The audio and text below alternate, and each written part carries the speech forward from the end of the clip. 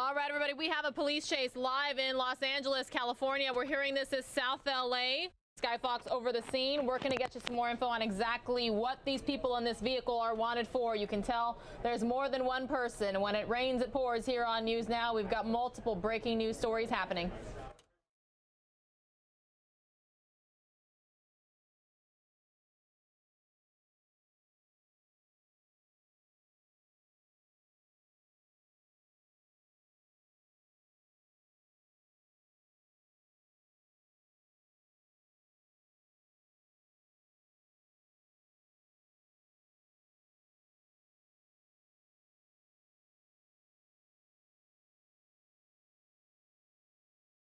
All right, just learning that this was an attempted traffic stop in Southgate, California. Now they are in South LA. Sky Fox flying above and monitoring the situation.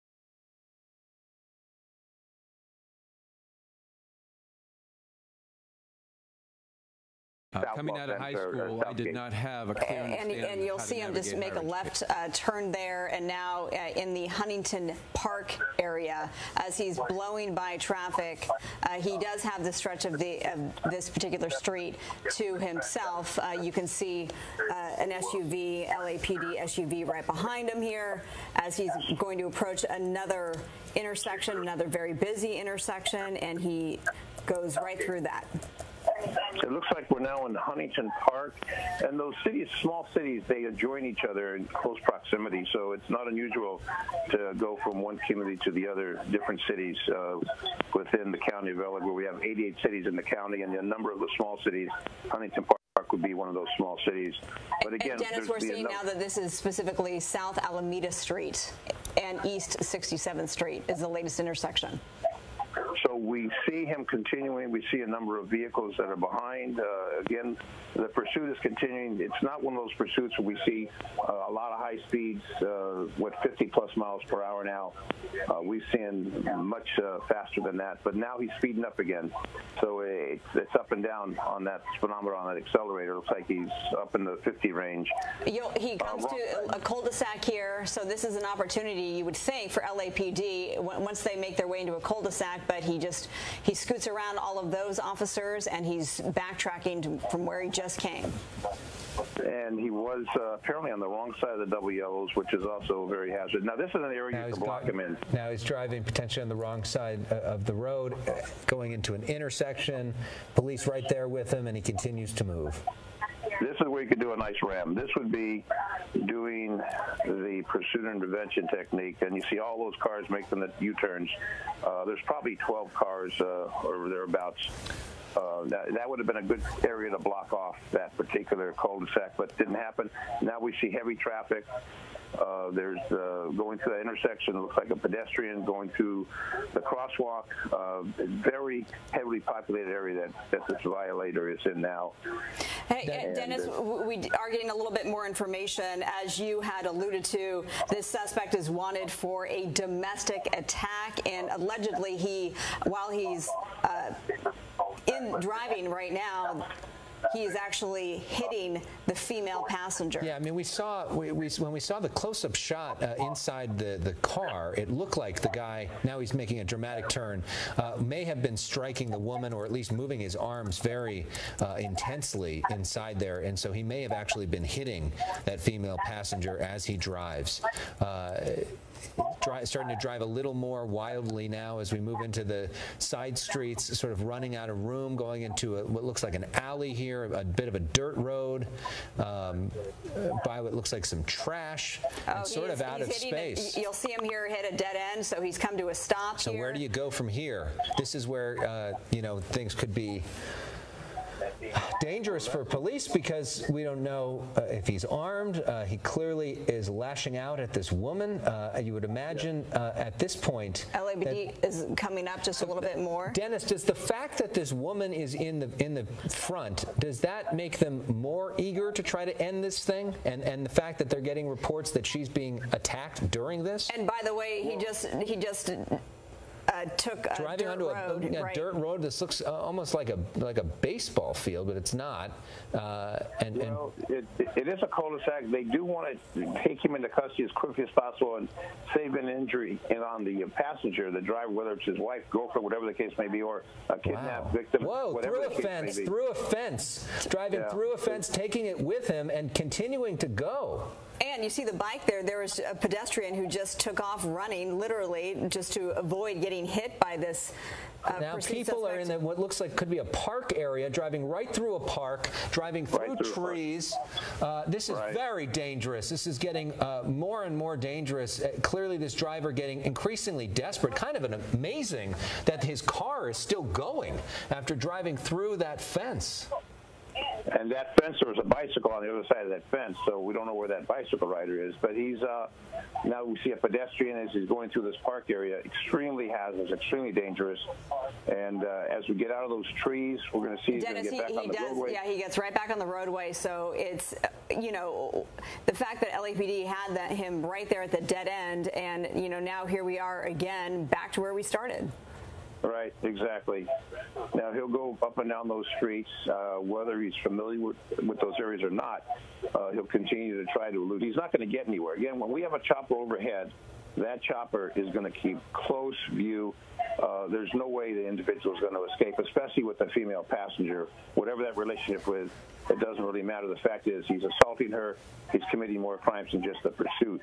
So now you've got assault. Maybe he has a weapon, assault with a deadly weapon. Maybe she's kicked. All kinds of possibilities. The concern is get him into custody, get that car stopped, get him into custody, and rescue that lady from that vehicle, for that individual. And you got to wonder whether that car sustained any damage driving through that fence and also driving on roads that aren't really roads. You know, that the car's not necessarily made to do that. No, it's not. And is that his car or is that her car? Did he steal the car?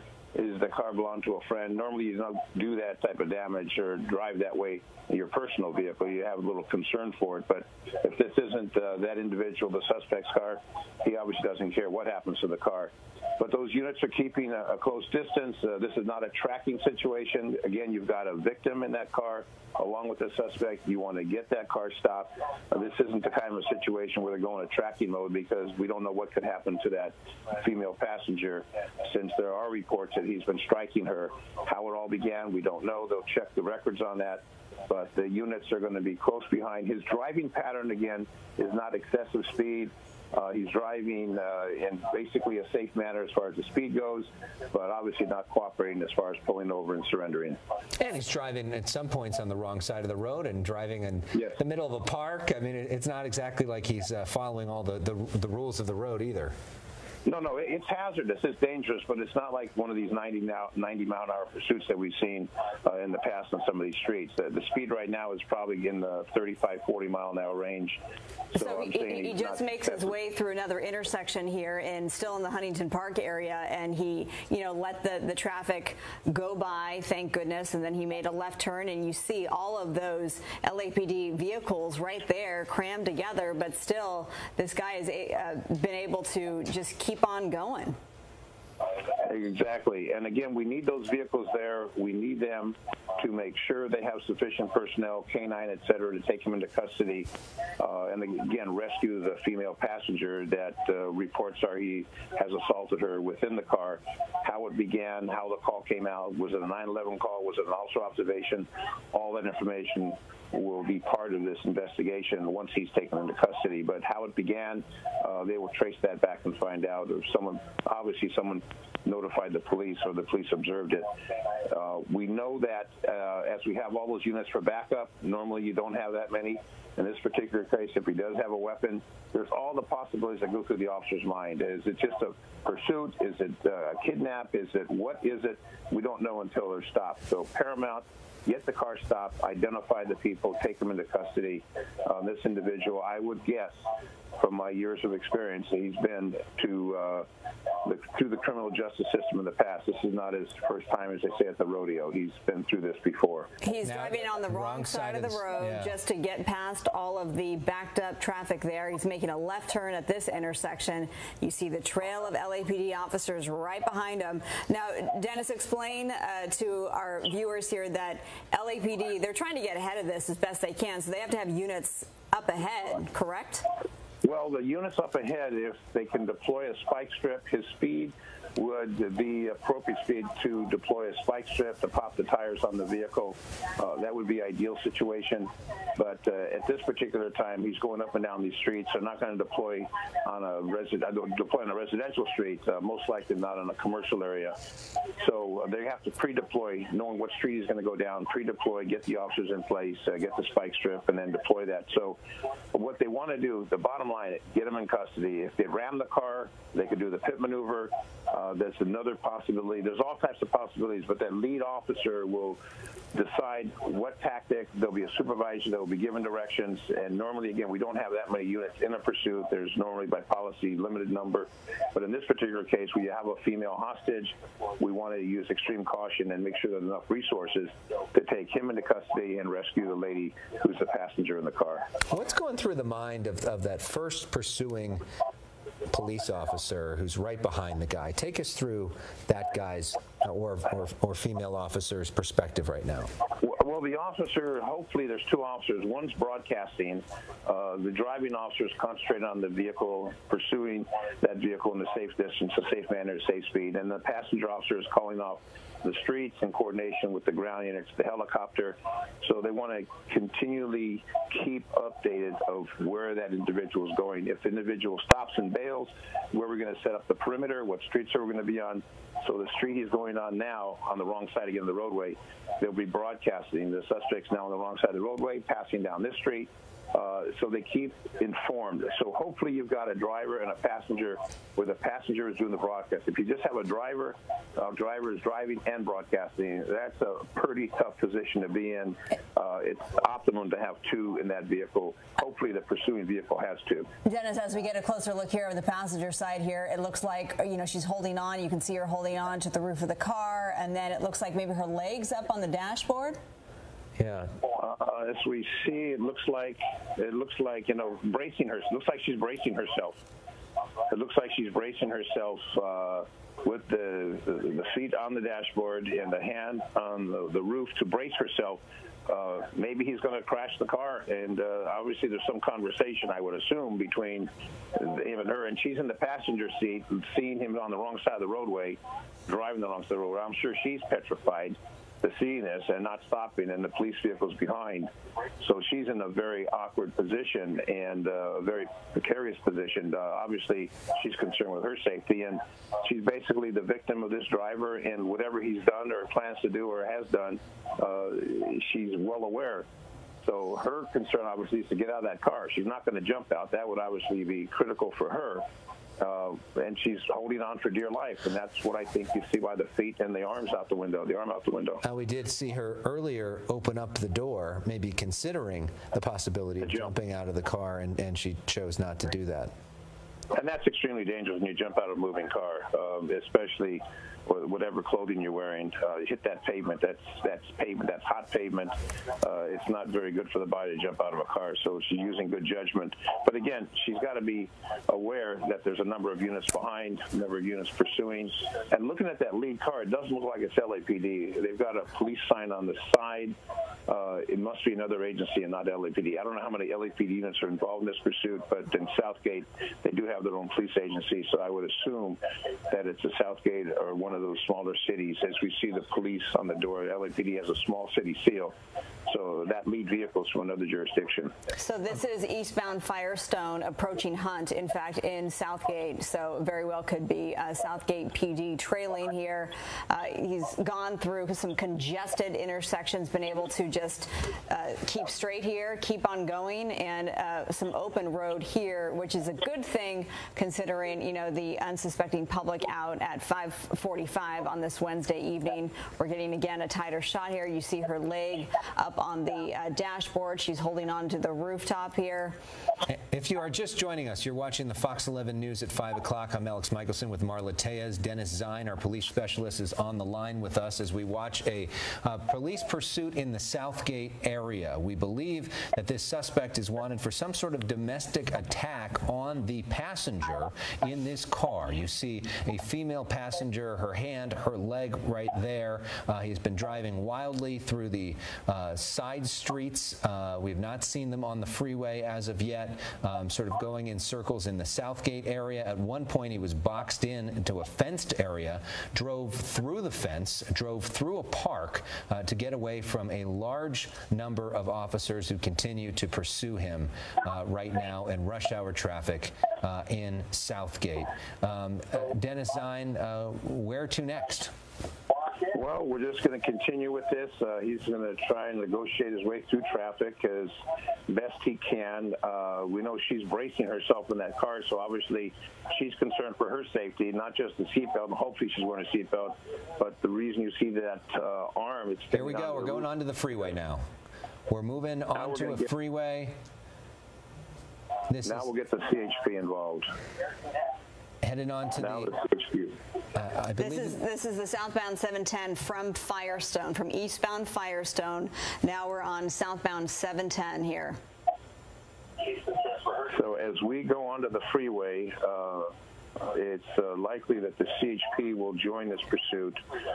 They've had some very good luck on pursuits, apprehending the drivers, freeing the passengers. They're well experienced. All officers have pursuit training, but the CHP does it more often than most agencies, and those officers are well trained to do that. But now we've got the situation on the freeway where you don't have pedestrians, we don't have cross traffic, we got a lot of vehicles, motorcycles, etc. And speeds pick up.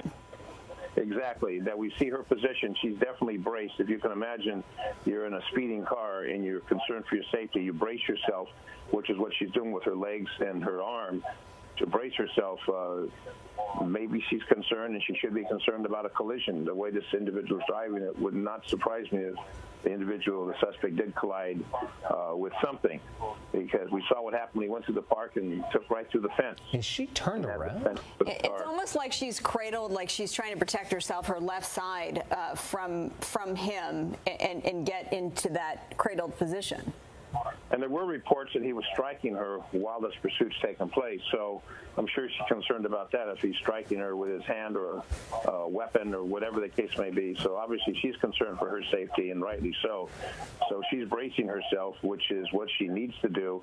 Hopefully she has a seatbelt on, but as we see the speeds picking up now, he's in the fast lane of the freeway, traveling down the freeway, and the traffic on this freeway is moving at a pretty good clip.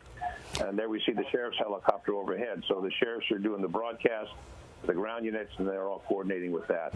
Dennis, what is your advice I mean, this just makes me think, what would happen if you were ever in a passenger in a pursuit, or if you were victim of a carjacking or victim of something where you were sitting in the passenger seat there? What should you do? Well, you cooperate as much as you can. You don't want to get injured. You don't want to get hurt. You want to cooperate, and hopefully the authorities will apprehend the individual and free you. I mean, jumping out of the car is not the thing to do. This particular female victim in this particular situation doesn't have a lot of options. Your options are very limited. So what you do is you just pray that the police will intervene and put this to a stop as quickly as possible. Again, you're not going to see a spike strip here. They're just going to follow. CHP should be taken over shortly, and this pursuit will continue. A lot of movement here, not a lot of traffic in this particular direction. The other traffic, the other direction, we see a lot of cars, but you just hold on for dear life, and hopefully police will come to rescue you. But there's not many options that you have, because if you do anything to the driver, the car crashes, you don't want to do that. You don't want to jump out, so you're really victimized there. hour and with not many options at your disposal.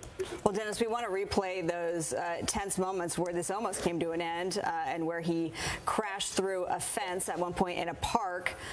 This was after he had gotten boxed in at the end, seemingly at the end of a dead end, but then he decided to just maneuver his way through a park. He crashed through that fence there. Fortunately, didn't seem like he hit anybody, but we did see the bike there, and we saw somebody running for cover.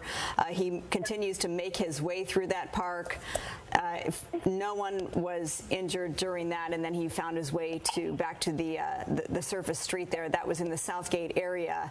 And now on the bigger or the smaller screen here on your screen, that is the same driver now southbound 710, and it looks like a little more congestion now in this particular part of the freeway.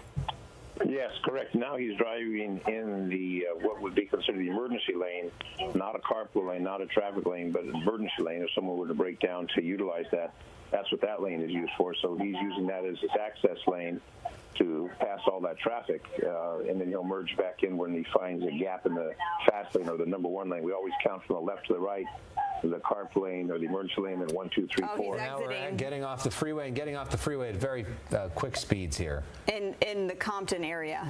Oh. So now those police vehicles are going to have to all negotiate over to that right shoulder and get off that freeway to keep that chase close as possible. But again, we do have an area overhead. Going back onto the freeway. You got off the freeway for a second, getting back on the freeway. This is the Alondra exit. On-ramp now. There's a driver driving kind of slowly right in front of him, got backed up there. Yeah, as our chopper tries to reposition. Yeah, he'll snake his way through there. Yeah, now he's off. Yeah, he's making these quick moves, trying to lose the ground units, but there's enough ground units. If he loses one, there'll be one behind that will then take over the pursuit. So, and I'm looking for the CHP. They should be joining this shortly. It's their territory, the freeway jurisdiction, so they should be sending units close by. I'm struck by how little traffic there is at 551 on this freeway. We believe this may be onto the 91 freeway now. I think schools are still out, and with that, we're semi-vacation time, so spring break. That might be the reason we don't have a lot of heavy traffic in this particular area this afternoon. So as we're going to go down, as we get a closer look at the car, it looks like the front end of the car may have sustained some damage, possibly when it hit into that fence. But the car seems to be still driving pretty well. Does it look like a Honda or one of those Toyota or one of those cars? That's what it looks like. We think it's a Honda Accord. So eastbound 91, he finds himself, yes, in some thicker traffic. Still not too bad for, the LA area, as you were pointing out, Alex. But here he goes on the right-hand side in that number one lane. And there is quite a bit of distance, though. So what's the following distance that police officers should follow? Well, reasonable and prudent. They don't want to jump right on that tail, so they want to drive at a safe distance. If he jumps out of the car takes off. He comes out with a weapon. So they have to consider all options. So they drive at a safe distance, and they believe that that particular vehicle now, the lead vehicle behind the suspect, is at a safe distance. You don't want to get right up on that bumper. You don't know what that individual is going to do, so you want to give yourself a cushion.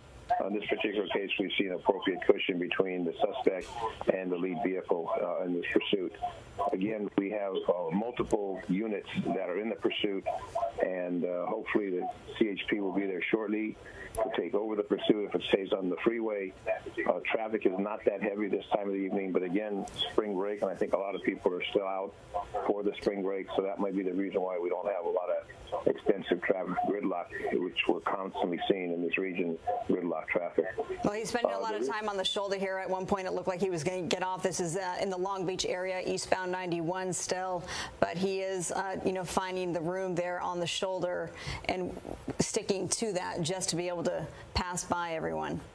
Correct, right. So, and there is damage, as mentioned, to the left side of that vehicle, probably caused by the connection with the fence earlier, that left front. But the car's still drivable. It doesn't appear to be any impediment from the driving. The tires are still in good shape, and whatever damage was caused, it was minimal. We don't know. By now, they know who the car belongs to. They run that plate, and they'll know who the driver, who the owner is, the registered owner of the car, which could be the suspect, or it could be a car that was borrowed or stolen, or whatever the case. But they will have that run down by now to know exactly who owns that vehicle. So the suspect's still driving at speed where they can find the gap in traffic and speed up and accelerate, and those police units behind will do the same.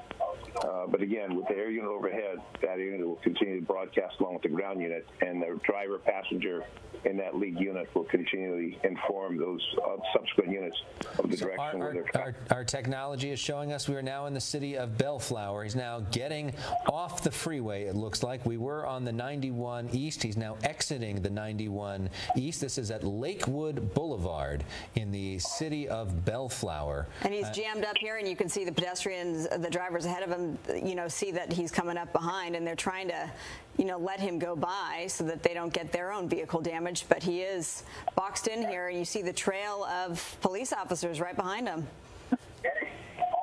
Well, if those cars remain stopped, there could be a possibility of a takedown, but if he can snake through, he will.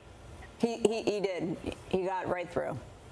Yeah, there you go. I mean, you got to feel for all these drivers who are just doing their business, probably trying to go home to their families after a long day of work, and then this pursuit kind of comes out of nowhere. And we've all been in those situations where you're driving and then you start hearing the helicopters and seeing the sirens, and then, boom, you're in the middle of a pursuit. Exactly. And you don't know what's going to happen at that point. Jumps out, jumps into another car and takes off. There's all kinds of possibilities and situations that have taken place over the years. So in this particular case, we do have the passenger who's considered the victim in this particular case. We do have the driver, his hand out of the car for whatever reason, and continuing to flee the police now on the surface street, raw off the freeway. And we're getting a little closer look at him, and it looks like he is talking to his female passenger, who, by the way, if you're just joining us, this is this driver here is wanted for some sort of a domestic attack on the female passenger inside this four-door sedan, and currently in the Bellflower area. And he's communicating with her, obviously. You see his head moving around. They're probably having an argument. And that now they're talking. You can see it looks like they're in the middle of a verbal fight. There have been reports of a physical fight, and you can see the intensity on this guy. Looks like he may be partially balding there, yelling at this female passenger. You wonder if he's under the influence of something, but acting irrationally as he continues to drive, fairly well for a pursuit, though. Well, it looks like they're having a heated argument. You see his hands coming off the steering wheel. You see his head motioning toward her. He's obviously upset with something, and obviously pointing at her and flailing his hands. So it'll be interesting once this pursuit comes to an end, what the relationship is between him and the female passenger. This is still northbound Lakewood, just crossed over Somerset here in Bellflower. We know domestic violence is a continuing problem in our society, and this is a situation where it could be domestic violence, which is a felony situation. So you're going to have possible weapon. He's obviously going to be going to jail once they apprehend him and render aid to the victim. There's no excuse for domestic violence. In this particular case, we see what's accelerated to, whether they're married or boyfriend, girlfriend, or whatever the case may be. He's obviously very upset just by his gestures, just by his movements. And we see her, as we saw from the other side of the car, how she braced to protect herself in this situation on this pursuit. So now he's on Rosecrans Boulevard in Bellflower. He's got a pretty wide open stretch here. What is the best strategy, Dennis, for police officers at this point? And then also in terms of weighing the public's safety as he blows through another intersection? Well, the concern is for the public safety paramount. But again, what we have is not just an individual who's fleeing from the police. We have an individual fleeing from the police with a potential victim in the car. So there's concern about rescuing that victim, the passenger in this car. And normally, the pursuit would go into a tracking mode if the speed is excessive, if driving is very hazardous. But what do you do when you have a female who is suspected of being the victim of this situation? You need to maintain this pursuit to rescue her. The number one priority now is get them stopped and rescue that lady, whether she's been kidnapped or whatever the situation. She's a victim of this individual. So the paramount concern is get her to safety.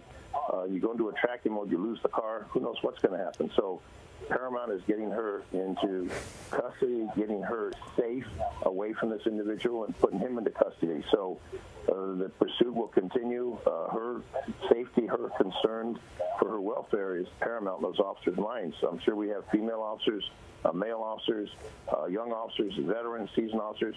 The concern is the same. Rescue that lady from this individual who I would suspect has been through the criminal justice system in the past. Normally people don't do this type of activity, and he's got a passenger who he may have kidnapped. There's all kinds of possibilities. We do not know. We will find that out once this individual is taken into custody, but paramount. We're concerned about the public, concerned about the cars on the road, but ultimately concerned about this person. How this whole situation started was a 9/11 call. So there's a concern to rescue that lady, take him into custody. It is now 6 o'clock. Those of you that are used to tuning in at this time for Dish Nation, we are breaking into that for this breaking news coverage of a police pursuit which is underway right now in Bellflower. We've been following it for the last half hour or so. I'm Alex Michelson along with Marla Tellez. Police specialist Dennis Zine is with us as well as we follow this Honda Accord. If you're just tuning in now, the driver of that car behind the tinted windows there is wanted for some sort of domestic incident involving a female passenger. You can see right there the windows just came down, and it appears that the two of them are having a wild argument during this pursuit. There are reports that he may have been hitting her during the pursuit, and the pursuit has taken some wild turns. As the car now, one of them, including when the guy drove through a fence. You see that there. This was from earlier. He went through a fence, was in a cul-de-sac, just kept going, went through a park, and continued to drive. And now he continues to drive. We've been in the areas including South LA, Southgate, Long Beach, Bellflower, and we are now in the Bellflower area. Eastbound Rosecrans. We've also seen, as we've seen the driver's side window down on the other side, that female passenger. We've gotten a pretty good look at her as well, and she's been cradled up essentially on her side, trying to protect herself. We understand that he may be continuing on in their heated argument there, and actually domestic abuse within the vehicle while he is being pursued by Southgate police. Dennis, any word, though, since we're now off the freeway, CHP may have gotten involved, but now that's not the case. So now that it's sticking with surface streets, even though it's in Bellflower, the lead agency remains Southgate police. Well, the Southgate works with the neighboring jurisdictions. They're a relatively small department as far as number of personnel, so they work hand in hand. 88 cities in the county, and there's a close connection between all those cities. So what we see happening here is the coordination of the small cities with their police agencies all working together. In fact, we just got word that we're now in Norwalk. Yeah, there'll be a number of close cities that will be there. And they'll continue working in a cooperative relationship. The Sheriff's Department oversees the entire county, so we wouldn't be surprised if they pass the jurisdiction of the Sheriff's control. But clearly they have enough units to take this individual into custody and rescue the lady passenger.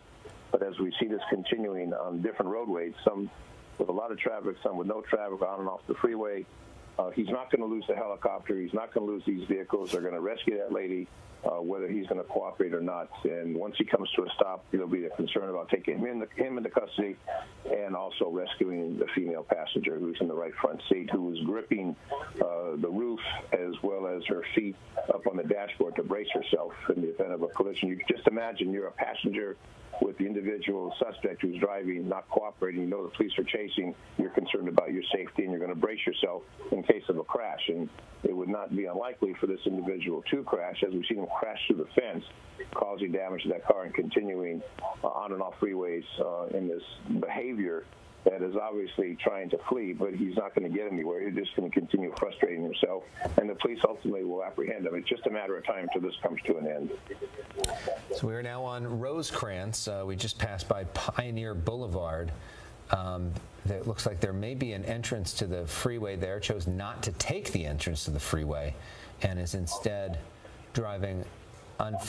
Unfortunately, our chopper is now running out of fuel, so for the safety of our pilots, which is our paramount concern, they're going to go land and try to get that fuel. We will let you know what happens to this, when we find out for the news at 10 o'clock tonight. Yep, so this pursuit, though, by all accounts, is still underway in the Norwalk area, so if that is where you are, loved ones, please make them aware, because this guy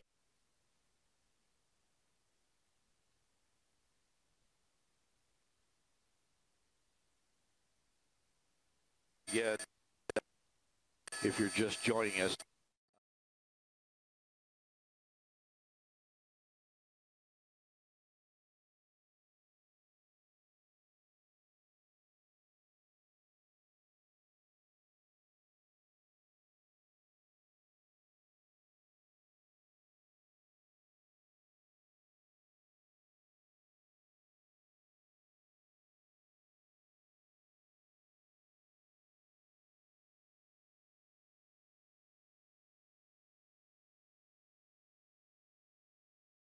Oh man, there's currently 1,814 of you watching News Now. You came here for the police chase and you just saw that the Los Angeles Skyfox running out of fuel. They have to go refuel.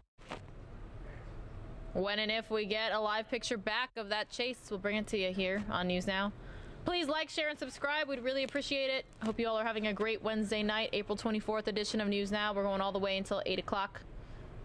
Again, thanks for being here.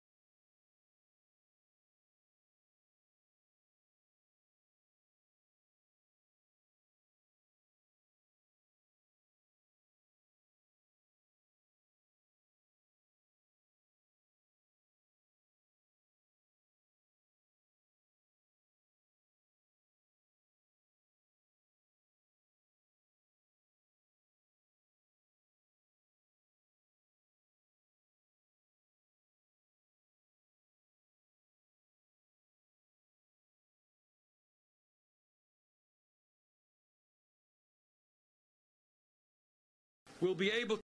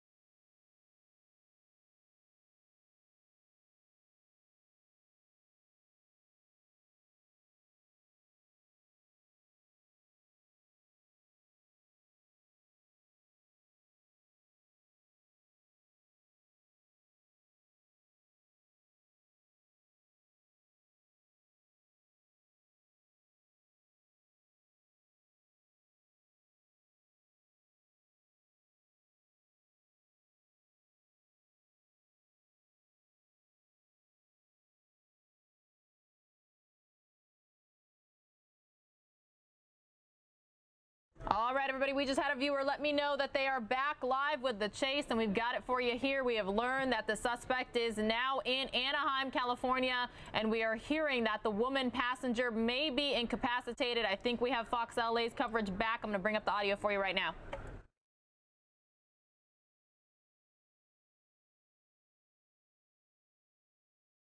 Of this pursuit in the last hour at one point. Well, of course, we've seen multiple near misses and also going through a park and running through a fence. Yeah, let's show you that video. This was the most dramatic moment of the pursuit so far. You see the guy basically stuck, comes up near a fence, so he decided to drive right through it. You see it potentially damaged, it looks like, the left side of the vehicle a bit. The bike was left behind. The guy just kept driving, went through a park where some people were. At that point, he's driven on the sidewalk at some point, nearly missing several trees, nearly missing people. Thankfully, so far, we do not believe. Now this guy's driving on the wrong side of the road. This is where things can get really dangerous here. Driving quickly on the wrong side of the road. Looks like he's got some empty road here as he approaches an intersection in the Garden Grove area. this person has been driving recklessly throughout the last hour. Sure, and gone through several cities. I mentioned this started in Southgate. We've seen him go through Long Beach, Bellflower. We last left you just after 6 o'clock this evening in Norwalk, and now in the Garden Grove area after going through Anaheim. So here we are in Garden Grove. He has this area, this roadway, pretty much to himself, which that's good news at this point, so that everyone else can stay safe. But you saw on the other side of the road there, you saw a police officer posted up there waiting for him. So they are strategizing as to how to, as he comes up to this intersection, he's blocked in there, he's going to maneuver around and then pick up speed. So they are strategizing as to how to bring this driver into custody, and then more importantly to get her, the female passenger, into custody and away from him and to safety. And we have not so far, speaking of police strategy, seen any attempts at a spike strip or any attempts at a pit maneuver. So far, police have just sort of let this guy drive wildly through the roads and kept it pretty close to him. Sometimes you see police enter what's called tracking mode, which is where they back off and let the helicopter really follow the guy without keeping the cop cars too close. That has not been the case here. And the fact that this female passenger may be in danger may be one of the reasons why police are staying closer to that vehicle. So this is southbound Brookhurst. As he continues on, Brookhurst here, as most recent intersection was Orangewood. And, you know, the speeds are slow at this point because he can't go that fast because of all the traffic in this area.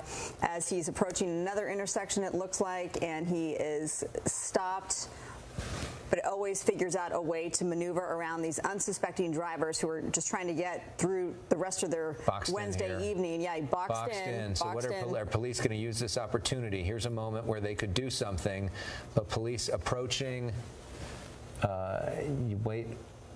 This light's probably about to turn. Definitely now realizing that he may be at a dead end here. So what do police do here? Here's an opportunity to do something. Does the female passenger try to get out of the vehicle here? No. Police now driving on the wrong side of the road. They're going to try to get more aggressive here following this car. So you saw him there stuck in traffic, managed to weasel his way out. We've seen that multiple times, but that was the closest that we've ever seen it come to an end within the midst of traffic here. South Brookhurst. I mean, from a driving perspective, this guy has kind of amazingly been able to get out of a lot of precarious situations, including, you know, a dead end, a cul-de-sac, a field, other things, and just able to sort of keep driving, keep moving, and not be caught so far. And in fact, we had to go off the air, as Alex alluded to earlier, because of the fact that our chopper had to refuel. So you wonder how much fuel this four-door sedan has, because again, this has been going for well over an hour. So we continue to drive on, and now in Orange County. This is a pursuit that's gone through LA County, now into Orange County. This domestic violence suspect pursuit continues. Earlier, we saw the female passenger waving her hands outside of the vehicle, looked like she was bracing herself. We don't know if she has been in communication with law enforcement at all. Wrong side of the road here. This is westbound Westminster, making that right turn from Brookhurst. And all of those drivers there, fortunately, didn't get caught up in an accident, blew through that intersection back to where he's supposed to be on the right-hand side of the road. But again, desperate times call for desperate measures, as they say. And yet police continue to allow this guy to drive on, worried about her safety, the safety of that female passenger, worried about their own safety, and of course having to worry about the safety of all of the drivers, unsuspecting drivers coming out, probably coming home at the end of a long day in rush hour traffic in the middle of Orange County, now encountering a pursuit driving through their neighborhood. So at last check, we were in Stanton, back in Stanton, as he drives around several different Orange County neighborhoods. Now we're Garden Grove. My apologies for that. Garden Grove seeming to pick up speed here, having just turned off of Westbound Westminster from Brookhurst here, and you can see the officers trailing him, as we've seen all evening now, approaching this four-way stop. We are going to bring into our coverage now Dennis Zine, who was joining us a little earlier on the Fox 11 News at 5. He's a former LAPD officer, been involved in many pursuits himself, also a former member of the LA City Council. He is our police specialist. Dennis, bring us up to speed in terms of what you're seeing as somebody who knows police tactics. Now we're more than an hour into this. Where are the mindset of the officers at? Well, they're obviously calmed down. The adrenaline is now back to normal because they've been involved in this for that extended period of time. They're continuing the pursuit. Again, the concern about the passenger, the victim, who we believe there's domestic violence involved. So concern of rescuing her from this individual, bringing his car to a stop. He's obviously negotiated a lot of turns up and down through the surface streets, business areas, freeways, etc. This has been going on for, as you say, over an hour. The units are continuing with this pursuit. He lost them for a little bit. They recaptured through the assistance of the helicopter. The helicopter is a valuable tool to keep observation of the individual, the vehicle, the suspects, the victim, etc. So we're just continue with this, and thank goodness that Skyfox got some fuel and they're back up and operating. So we're back basically where we left off, still pursuing the vehicle, trying to rescue the passenger and apprehend the driver, take him into custody. Last check here, southbound Magnolia from Westminster. It looks like a residential area. So talk about that, Dennis, if you could. We've seen him go through, of course, at this point in the last hour, residential areas, industrial areas. And no matter where he is, though, it seems to be heavy traffic as he near miss at an intersection there. And he's now making a U-turn. Their chopper His driving pattern is really bizarre. He's finding any all outs he can get. He wants to continue moving, doesn't want to stop, doesn't want to impede his flow of traffic. So cutting off cars, doing whatever he needs to do to continue to elude the officers. And again, you got a chopper overhead. That chopper's communicating with the ground unit, so he can do all he wants. So eventually run out of fuel. Eventually something will happen that he'll get out of service. The driving pattern is such that the speed is not excessive now. He does speed up, he slows down, he gets on the freeway. Again, this individual is hot not to get caught. He's not going to escape. All he's doing is mounting more and more criminal charges against him. This kind of situation, he'll end up in jail and he'll do some time in prison for this type of activity, in addition to what happened and if there's any harm, injury to the victim, who we know was the passenger in this vehicle. And I believe she was bracing herself with her feet up on the dashboard to protect herself from an impending collision. And you can imagine you're the passenger in the car, already domestic violence, and now you see this bizarre driving pattern. You're concerned about your safety. You're concerned about staying alive and not having your head go through the windshield. So really, really bizarre situation. But obviously the man is troubled. He's got concerns, and his troubles and concerns are only going to get worse when he's apprehended by the authorities. Hopefully he'll surrender peacefully. If not, then they'll use whatever force is reasonable and necessary to take him into custody. So this is far from over. As long as he's got fuel in that vehicle and the vehicle is operable, he's going to continue going, and the police will continue to chase. We are now in the northern Orange County city of Westminster. And you were describing the female passenger as she was cradled up inside just to protect herself. We just had a shot of her window, which was rolled up, which is different because this entire time it's been rolled down. So her window is rolled up. You're seeing now the driver's side, it is rolled down, so you can get a look at him. Dennis, Alex brought up a good point that throughout this hour-plus pursuit, we haven't seen one attempt at a pit maneuver, spike strips. Is that unusual? Well, not really. Again, you've got the concern about the passenger. You got a passenger who's a female, domestic violence. You see the suspect striking her in the car during this pursuit. So, you know, there's violence involved. She's a victim, and there's ultimate concern about her safety. All those tools that we have, the spike strip, the pit maneuver, whatever, non-lethal weaponry, that all can pose a hazard to the passenger, the victim. So when you have a victim versus a typical pursuit, you got one suspect, the suspect's fleeing, you want to take that individual into custody, and you use whatever tools are necessary. This intensifies the issue and the concern concern for the safety of the passenger who's a domestic violence victim. So what you want to do is safeguard her at the same time in this pursuit. So they're going to follow. They're not going to terminate. I don't think in this kind of situation you want to terminate, because who knows what he's going to do to his victim when the officers are not visible. They're not around. There's not a helicopter overhead. Who knows what he's going to do if he's driving in this crazy fashion. So anything's possible, but what they need to do is rescue this lady as quickly as possible. But when you employ the spike strip, there could be hazard. When you do the pit maneuver, there could be hazard. So they're trying to bring this to a peaceful end. They've got a lot of restraint. As we see, they've had a lot of patience, a lot of restraint. Other than that one crash through the fence, I don't think there's been any other collisions. So a lot of luck on this individual's part. Is he under the influence? We don't know. But there's all those factors that go through. And by this time, the watch commanders involved, probably the captains involved, probably the chiefs involved from these small jurisdictions to make sure this is done in a proper fashion and they follow the letter to the T. Again, you've got broadcasts on the local stations. People are watching. They're going to be critiquing, criticizing. So there's a lot of concerns. The bottom line is police are here to protect and serve. They need to rescue that lady. Rescue lady number is one priority. Secondary, take him into custody and incarcerate him. Now our Skyfox technology showing that he has entered the Fountain Valley area. We're on Newland Street right now, driving pretty fast, driving 60 miles an hour at some point on the side streets, which is dangerous, as we know. Well, sure, you've got kids playing, you've got bicycles. When you get to the residential areas, all those factors come into play. When you're in a business area, there's obviously a lot of cars, people running across the street. There's all types of hazards involved. And when you're fleeing, you're concentrating on trying to get away. And this driving pattern, as we know, has been rather bizarre, rather hazardous at this particular time, over the speed limit. But the concern is take him into custody as quickly. They could do a pit maneuver. You got to have a speed that's less than 60 miles an hour. Normally around 30, 35 miles an hour is an ideal speed to take the car out. But then again, the car could flip. There could be damage.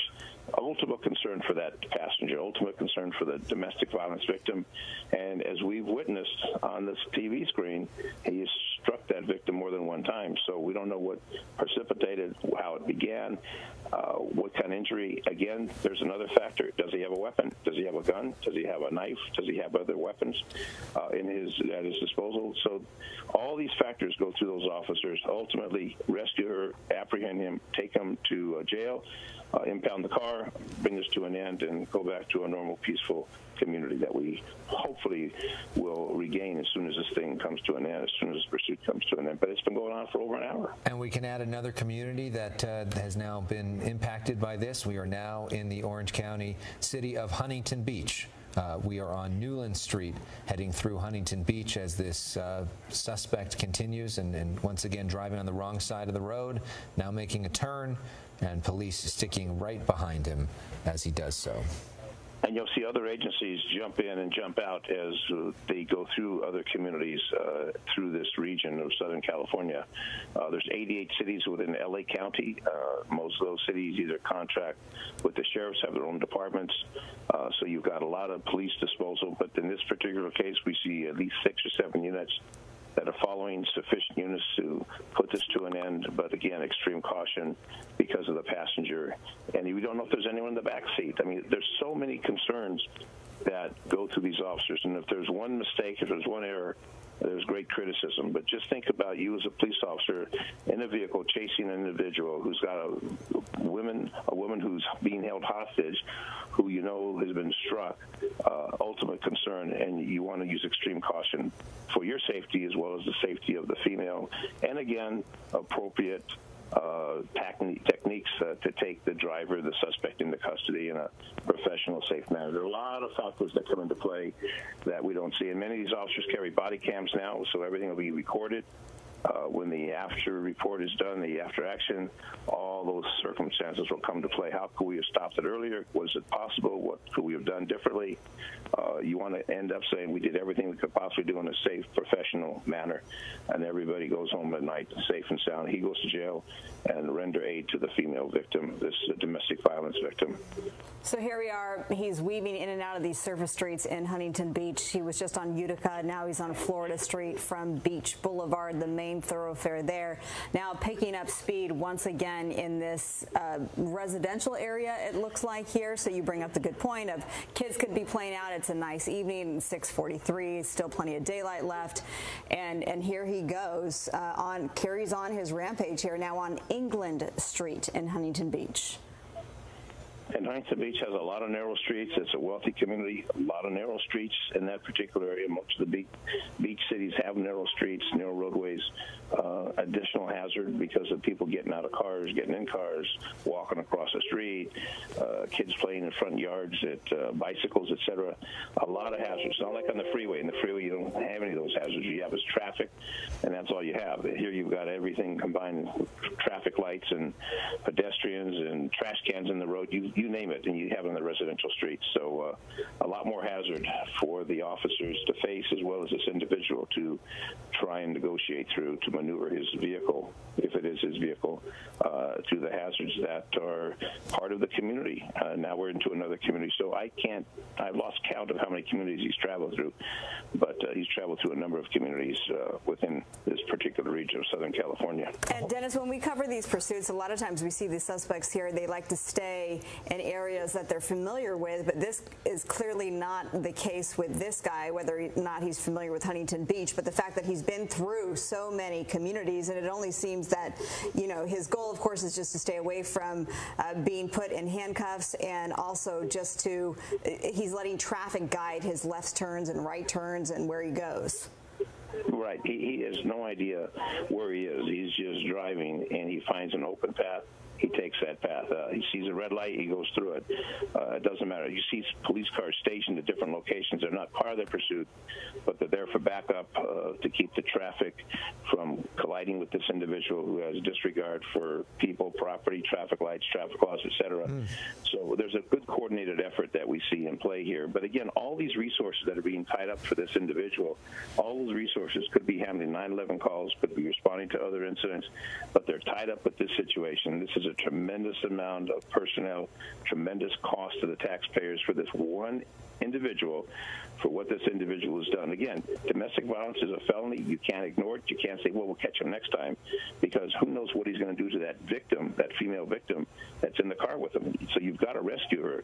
That's of paramount significance and importance. And if you disregard that, then what good are the police if they can't rescue a female who we know has been the victim of domestic violence? So it's paramount that they continue with this, apprehend, and bring this to a peaceful conclusion as quickly as possible. But this man's not giving up. He eventually will run out of gas. There's no question. We don't know how much gas in that vehicle, but eventually, if everything else fails, he'll run out of gas. Well, and we've seen evidence of domestic issues, even just from our live picture. What seemed to be a very intense argument that may have been a physical argument happening during this pursuit. So we are now in the Huntington Beach area. We wonder if we're going to approach the beach as he continues to drive.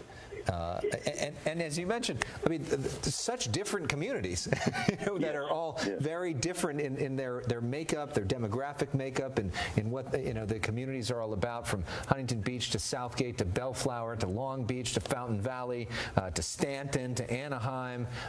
This guy has been all over Southern California. He is. He's in the southern part of the region, and he has probably no idea where he's going. He just finds an open path and takes that path. But as he travels through these different communities, he's picking up officers from all these communities, and every jurisdiction has police protection. So people are watching this. The police are aware. You've got that lead unit. That lead unit will maintain control until they can no longer maintain control if they've got problems. You got secondary units. You got other units that are there. But paramount is to have that air unit, and the Sheriff's Department has the air unit. A lot of those small jurisdictions do not have air units. LAPD has a number. Sheriff's Department, Highway Patrol, they all have air units. Orange County has some air units, but you don't have every single police department with an air unit, which is extremely expensive. But fortunately, the Sheriff's Department does share within the county of Los Angeles with those departments that don't have air operations. Yeah. And thank goodness in this particular case. We're now pulling into what looks like a drive-through for a Wiener Schnitzel. Great. And see if he's able to turn that and make a turn out of there. We have seen at several points him drive into what look like private parking lots and use that as a way to maneuver out of the situation. As soon as he finds traffic, he tries to avoid that, and that's what's happening here. He finds traffic, so he finds another Now a U-turn, another wild U-turn, going back through the streets, and the police stay right on him. So our last known main intersection was Ellis Avenue in Beach Boulevard in Huntington Beach. Approaching this new intersection here, he stops to let the traffic go by. He's now going to go through, as we've seen him do countless times.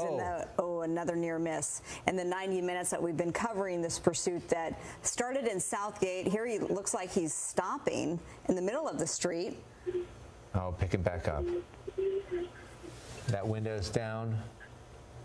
And is he's gesturing at the police? Is he gesturing at the choppers? Who is he gesturing at? So this is Talbert Avenue and Beach Boulevard now. Interesting, his gestures, and it looks like his window's back up, though. And those windows, by the way, having windows that are that tinted, that's illegal, right? Yes. Well, you can't have the front, the driver, the passenger, they can't be tinted. Windows to the rear, the side windows to the rear, and the rear window you can tint, but those other windows, it's illegal to tint those.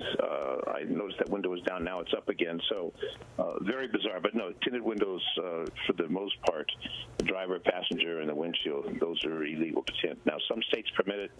California does not permit it. And it's very hazardous for an officer to approach a vehicle with tinted windows. You can't see inside that vehicle. It depends on how dark the tint is. But the fact is, if you can't see the hands of the individual driving the passengers, that intensifies the hazard to the police officer as they approach a vehicle. In this particular case, we know the suspect's wanted. We know he's wanted for felonies. We know he's wanted for domestic violence. So he's racking up the felony charges one by one. So he'll be booked and have a very, very high bail once they take him into custody, and hopefully that'll happen soon as we see him driving, not in a fast manner at this particular moment, but those units are obviously settling in. The watch commanders are aware. I'm sure the captains of these small cities, the chiefs, are aware. You have a parade of police cars following. If he decides to jump out, there'll be a number of officers, including K-9, that'll take him into custody. So there's an army of officers there ready to take him into custody in a safe, cautious manner, and take him to custody, take him to jail, and render aid to the victim, and that's the female victim who's the passenger in the right front seat. So Gothard Street and Slater Avenue, we know that this is a domestic violence suspect in this pursuit for the last 90 minutes. You can see his hand out, yes, gesturing again. What we don't know, you know, obviously we know that this guy is very dangerous, but Dennis, what we don't know, and you've brought this up, is he armed? Right, and we don't know. We'll know once he's stopped. Does he have a weapon? It's very possible. Did he kidnap this lady? Is it his domestic partner? Is it his wife? There's obviously a lady in the car, domestic violence. There's a variety of factors that are possible, the variety, and we won't know until that car is stopped and he's taken into custody and free the victim. And I'm sure she's very, very concerned for her safety and fearful. Probably of comfort is to know that the police are following, that the police are there to help her. And once this comes to an end, that's exactly what they'll do. But until that point, I'm sure she's in great fear. And seeing his driving pattern, to imagine you're in the front seat and this individual's driving in this wild, dangerous fashion, you know, you're going to brace yourself, because there's speculation. Why were her feet up on the dashboard? Why was she holding on to the roof? Well, just imagine individuals driving in a manner that is very unsafe. You're concerned for your safety, and you want to brace yourself. Hopefully she's wearing her seatbelt. But again, the concern for this, and people say, well, why don't they just go into a tracking mode? We've been in this for over an hour, 90 minutes. Why don't we just go to tracking mode? We go into tracking mode, we lose the suspect, we lose the car, and God forbid something happens to her. And then who are you going to complain about? You haven't. You were watching. Why'd you let it go? He's now pulling into another parking lot here. And he makes his way through that parking lot successfully, down an alleyway here. Well, he will make a left or right onto this side street in Huntington Beach, and he's making a left. By so many homes, I mean, you think at this point, all the different communities in our market that have now been a part of this gets around that van right there and keeps on moving. All the different communities that have now heard the sirens or seen the choppers move through their communities throughout Orange County and Los Angeles County now as we continue this pursuit in Orange County. And the guy just keeps on driving. I mean, it is scary, and so many of us have experienced it, where you're minding your own business, and then all of a sudden you see a pursuit coming at you, and you really don't know what to do. Well, the best thing to do is get out of the way. You don't want to damage your car. You don't want to have any damage, injury to you. You want to get out of the way. The bottom line is don't play hero and try and get involved and stop. Again, if this individual has a weapon, if he's got a gun and shoots you, all kinds of possibilities. So the bottom line is to get out of the way, let the police do what they need to do, what they're trained to do. But it's not worth your life or getting injured or getting shot or getting run over for that fact, or having your car damaged because you want to interfere while the police are trained to do the job. And they will do the job. It's just going to take a long time because this individual is not complying. He knows what he's doing, trying to escape, and we don't want him to escape, and there's a concern about her safety as well as the pursuit. So don't play hero. Just avoid this. Stay out of the way. If they're coming down your street, don't jump out in front of the car and play hero, because it's likely you'll get run over by the suspect. It's not worth it. He'll get apprehended eventually, and it's just going to take some time. Again, we got the air unit, we got ground units, and they will maintain this. They're not going to give up. It's not like a barricaded suspect where they're confined. This individual is not confined. This individual will go anywhere he wants, and that's exactly what he's doing, from one county to the other, one city to the other, and probably doesn't know these areas, just driving aimlessly, trying to find to kind of lose the police. Well, if he looks out that window and looks up in the sky, there's a big helicopter overhead, and that helicopter is not going anywhere, in addition to all the news choppers that are overhead.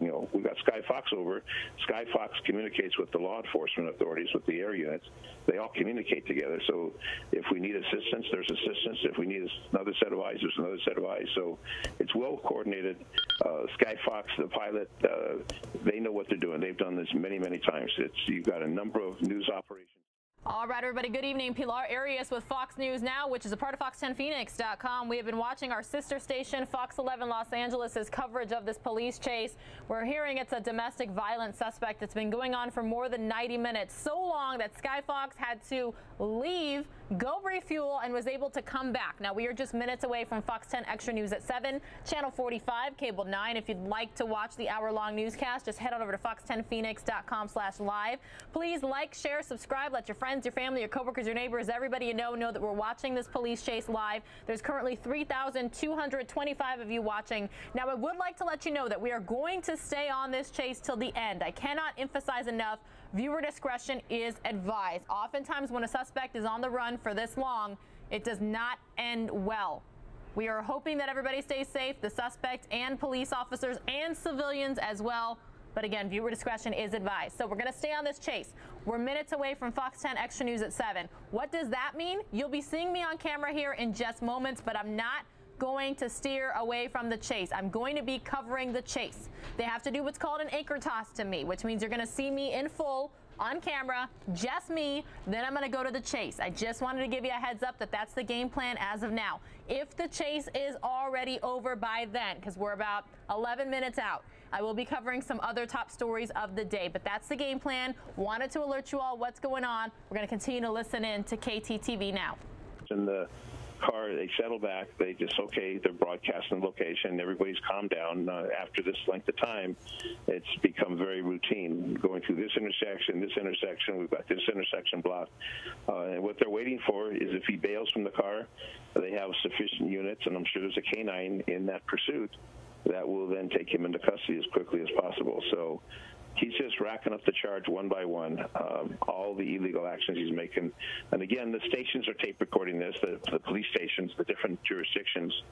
So I'm sure the watch commander is sitting back watching this as it goes by, make sure everything's safe. Dennis, here we go. We're going on to the freeway again. This is the 22 freeway from Beach Boulevard. And the Chippies were anticipated to take over at one point. They may still be in the vicinity. They were going to take it over. Then he got off the freeway. He was on for a period of time. So we'll see if that takes place. Once they get in, they normally don't relinquish the pursuit. these other agencies will continue. Westbound 22 Freeway from Beach Boulevard in Huntington Beach. We have the wider shot here, so you're seeing multiple units tracking him now as he picks up speed, of course, on the freeway where traffic doesn't seem to be too much of a problem just yet now as we approach the 7 o'clock hour on this Wednesday evening. It is pretty incredible that we picked this pursuit up about 5:25 during the Fox 11 News at 5 o'clock this evening. We stuck with it until our chopper ran out of fuel. Just after 6 o'clock this evening, we were able to get back on the air after refueling about 6:25 this evening. So now here we are again now, as I said, approaching 7 p.m. and Westbound 22 looks pretty good for Wednesday night. Not a lot of traffic. And you wonder. You're absolutely right. You're right about that. And you wonder about the fuel also for the police cars, because they've been driving pretty, with him every step of the way. Obviously, there's a whole bunch of them, and they can replace them. But it seems like a lot of cars have been going. And now is that Highway Patrol that's now joining in? I didn't see that, but it wouldn't surprise me if they do. I'm sure they've been monitoring and waiting for the freeway activity to take over the pursuit. That might be. Yeah, so that just a confirmation of that is what I just suspected. California Highway Patrol has now taken over this pursuit, as Dennis mentioned earlier on in our broadcast.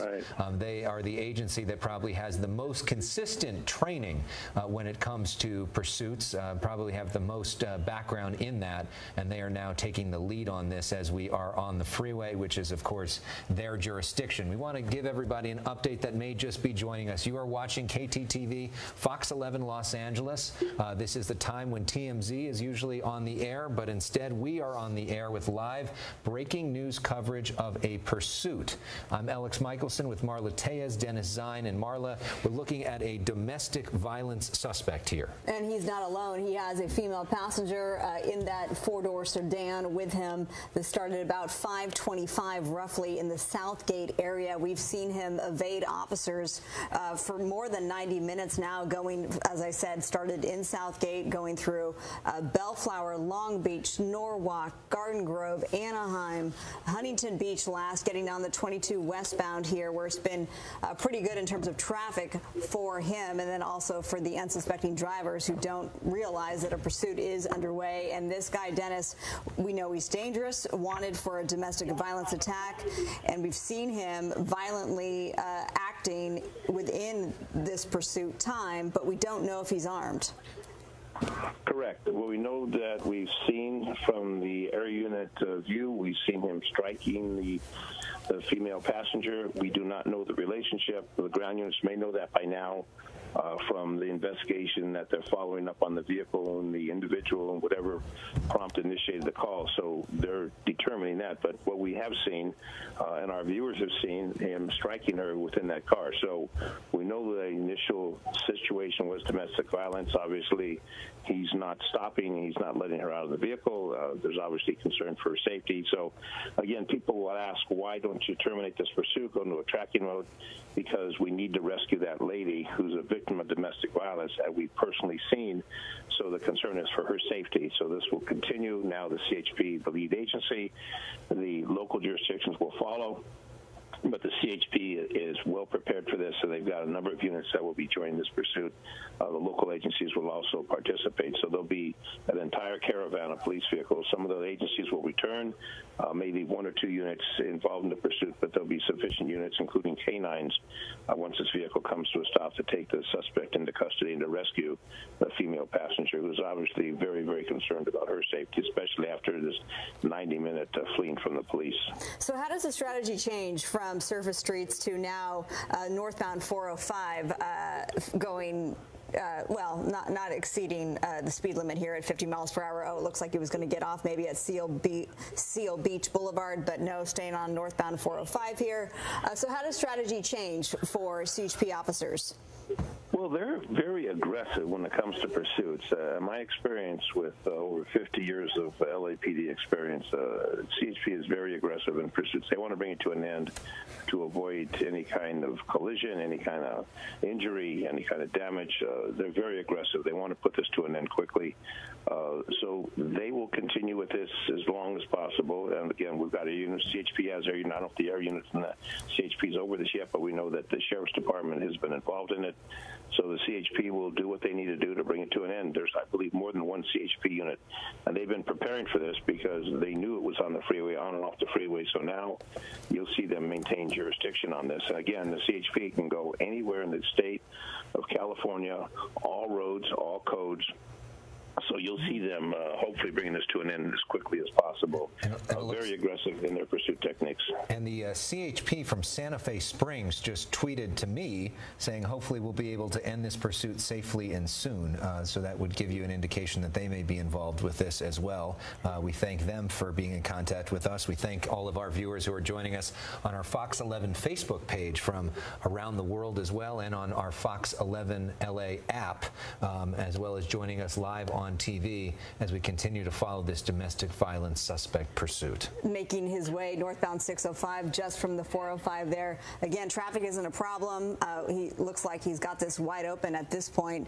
It's just a few minutes past 7 o'clock on a Wednesday evening. It looks like now his am I seeing his hand out the window, which we've seen multiple times, him gesturing maybe to law enforcement, or is it? And her hand maybe out there, maybe that's just the reflection. It's hard. It's hard to really tell. Plus, those windows, of course, as we pointed out, are illegally tinted on the driver's side anyway, going 70 miles per hour. This is 605 northbound, just passing the Catella Avenue exit in Los Alamitos. It looks like the window is closed at this point.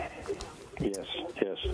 Oh. And compliments to Sky Fox that's overhead that's following this for a long period of time. Other than the fuel they had to pick up, they've been on this from the beginning. So obviously great work by the crew up above watching and giving us that view that we can see here on the ground. So this car continues to move on. Earlier, when it went through a fence, which happened maybe an hour and 15 minutes ago, it looked like it may have sustained some damage on the left side of the vehicle, but it continues to move pretty well, now going close to 70 miles an hour on the 605 freeway in Long Beach. Well, we know that there's damage to the fender, the left front fender, and that, I believe, was from when he went through the fence. Collided with the fence and just tore the fence off, and I think that's... All right, everybody, friendly reminder that I'm about to go live on Fox 10 Extra News, which is Channel 45, Cable 9. We're going to continue to stay on the chase. I'm going to cover the chase. I just want to let you all know that I am just moments away from going live, so I'm getting ready here. Matter of fact, I might be able to have me plus the chase going on in the background at the same time. I'm still here with you. We're still watching live, everybody, but we had to cut the audio from them.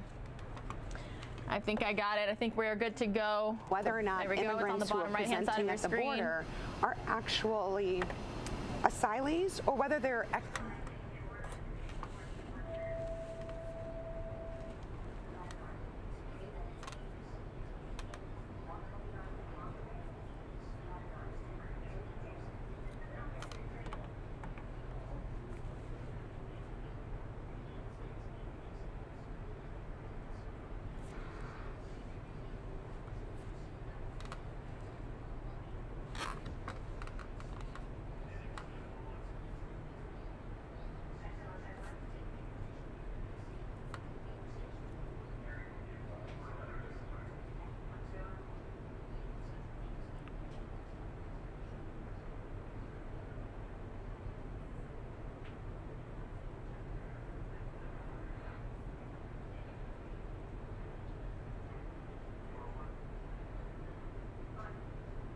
Yeah, good evening, Mark and Christina. You can see the pursuit going on the bottom right-hand side. I'm going to take you in full now to Los Angeles' Sky Fox. And I do have to say, viewer discretion is advised. This has been going on for quite some time, and we never know exactly what can happen in situations like this. So we're hoping civilians, we're hoping police, and we're hoping the suspect as well as the passenger are going to be A-OK when this all comes to an end. But again, police are in pursuit of a suspect in an alleged domestic assault that began in the Southgate area tonight. The man appeared to have been striking the female passenger during the chase, which at times has traveled on surface streets in various cities across Los Angeles County, Orange County, and as you can see right now, on freeways as well. It's been going on for more than an hour, just so you said. Matter of fact, 90 minutes at last check.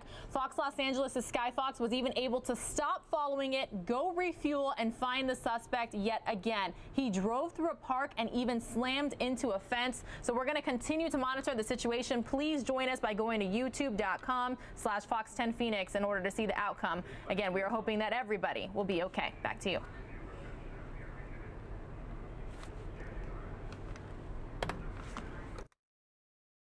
Particular vehicle?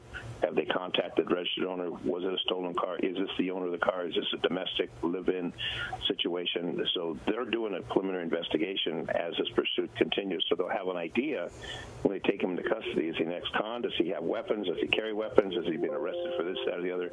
They're going to find this out and alert the ground units so they'll know. Use extreme caution. Armed suspect, carries a weapon, this and that and the other. So until that point, we're not going to know as the general public, but believe me, the law enforcement is already doing that research.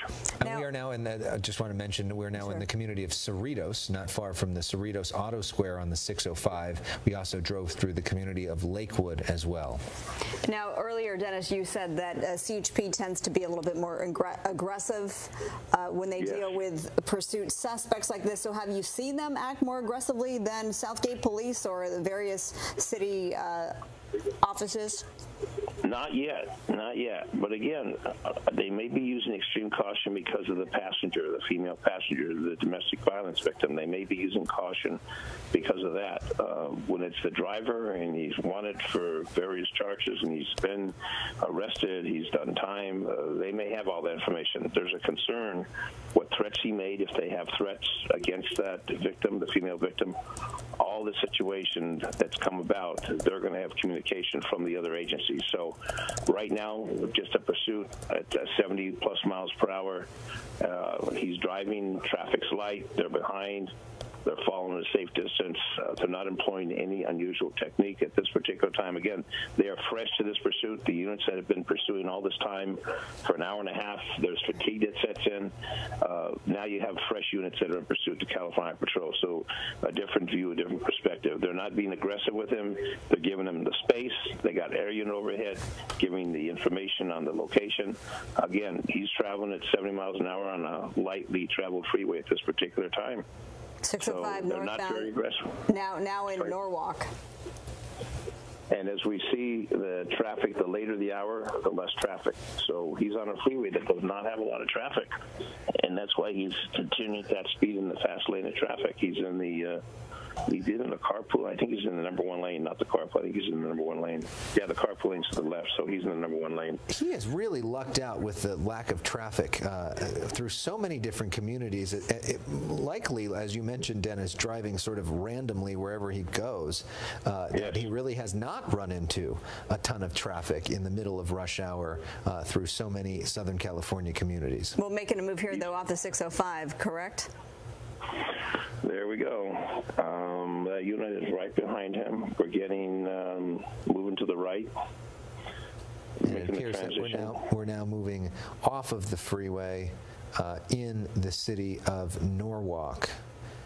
Or is this a connector to another freeway? That's what we're going to have to see here. Our technology shows 605 North Foster Road and Barron's Avenue in Norwalk. Again, wide open. To your point, Alex, there's no traffic there. And you see the trailing CHP officers right behind him. Looks like he may be transitioning to another freeway. It looks like a transition. Yeah, so we think that he'd now be transitioning onto the 105 freeway. So we continue to follow him, now driving at about 45 miles an hour, sort of 38, pretty slow actually for a freeway as he now transitions onto another freeway that looks fairly wide open when it comes to the traffic at 7:12 in the evening now. Sunset, that may impact somebody's view a little bit as they drive on this freeway. Now, if he's going westbound, he'll end up at LAX. We're now in Downey, is where this driver is at the current moment. And you are correct, Dennis. It is westbound 105. So westbound 105 will take you over to LAX. which will be a flight restriction for Skyfox as they approach. But then he can do the 405, the 110. There's other options that this driver will have suspect along the way. Yes. But again, the traffic is extremely light. And as we know, when you get around LAX, no matter what the time, no matter what the day, traffic is never extremely light. So that is one place where you could run into some congestion at this hour. That's also the one place where our helicopter or choppers in general have to back off because of the TFR. Yeah, meaning a total flight restriction.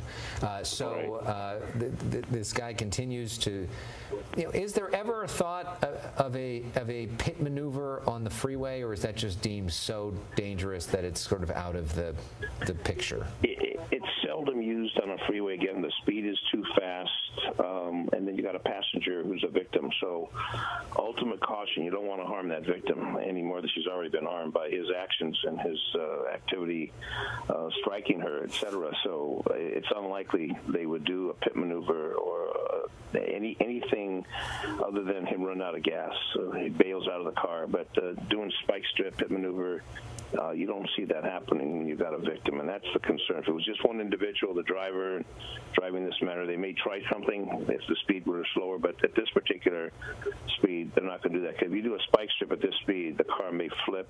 You may have some serious problems. So you've got to have a slower speed in order to do it successfully without causing damage. You don't want to flip the car and cause more damage, more harm. And if you do the pit, the spike, this is not ideal condition for that.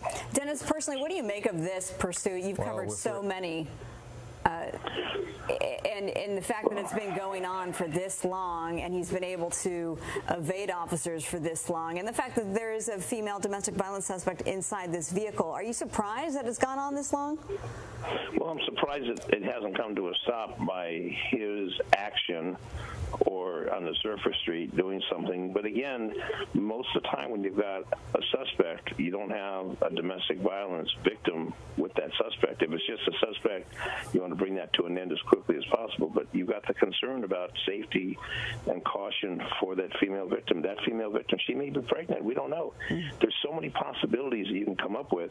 You don't want to create an issue that could harm her if she's pregnant. All those factors come into play. So you've got to use extreme caution.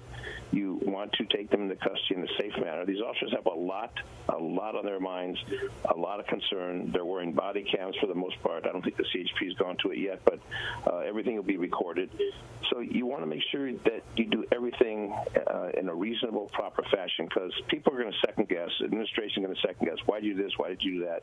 Well, because ultimately concerned about the safety of the passenger. We want to make sure we can rescue her. We don't want to harm her. The whole issue is to rescue that lady. That lady is a victim, and you got to rescue her. In addition to apprehending the suspect, taking him into custody. So you've got two factors that come into play, and ultimately the police are there to rescue people and to save people and to protect people. So you don't want to do something that's going to cause harm, undue harm to the lady. Now, some congestion now, westbound 105 in the Linwood area, as we've seen him do before when he hit congestion on the freeway. He's used the shoulder to get by the drivers there, westbound 105. And it's, is he going to take this off-ramp here? He's got to make a decision on which way to go here. We're now in Linwood. He'll do everything. Do everything to avoid that traffic, everything he can to avoid. Now driving on the near the shoulder there, and continuing to drive on. We are in Linwood. We were in Paramount just a moment ago. As we're driving, you can see his speeds are really slowing down as he hits finally some of the congestion that you would usually see in the evening on so many Southern California freeways. You have to wonder what the conversation has been like between this suspect and this victim sitting in the front seat, what exactly he was saying to her when he was clearly seemed to be yelling at her, and what is going through her mind as this pursuit now stretches past an hour and a half. Well, I think she just wants to be rescued, and get away from this individual. And when he was flailing his arms in her motion, in her direction, you know, it was probably striking the lady, which was obviously a concern for her safety. So they both have concerns, obviously. Both of them have concerns, and the police have a concern about ending this peacefully. We're getting a good look at him now as we get a tight shot here. His window's down. He's putting his hand out, gesturing. I don't know if he's waving, what he's trying to do with authorities. And now the window's back up. What is that about? This weird thing where he puts the window down, makes some sort of motion, and then puts it back up. We've seen that multiple times now. Well, it's unusual to do, but he may be making a gesture toward the police, toward the Highway Patrol, toward law enforcement. That might be the case. Not a positive gesture, but that might be the issue. Yeah. Gesturing toward them. Because obviously he doesn't care. He's disregarding everything that is reasonable and prudent, including pulling over and stopping when you got vehicles, emergency vehicles behind you with the red light and siren. So off the 105 Fernwood Avenue in Linwood, it's hard to get a look of the scenery here just because it's such a tight shot, but he's approaching the intersection, the off-ramp where it is backed up. So we've seen this before, and he snakes his way through every time. There are units that are ready for him, and it looks like they're going to get a little more aggressive in pursuing him. Will they use a pit maneuver here? Do they have the room here? It looks like a pretty narrow street, but it looks like these officers are acting more aggressively than we have seen. There we go. Approaching another intersection here, and he's getting some distance from the police once again. It looked like it was Highway Patrol that was waiting right off the freeway, ready for him. And now we're going back into another drive-through. This looks like this may be a McDonald's drive-through, going against the traffic, against the way of the drive-through, and using that as a buffer to try to get away from police. And now a U-turn, going against traffic in the wrong direction and through another intersection.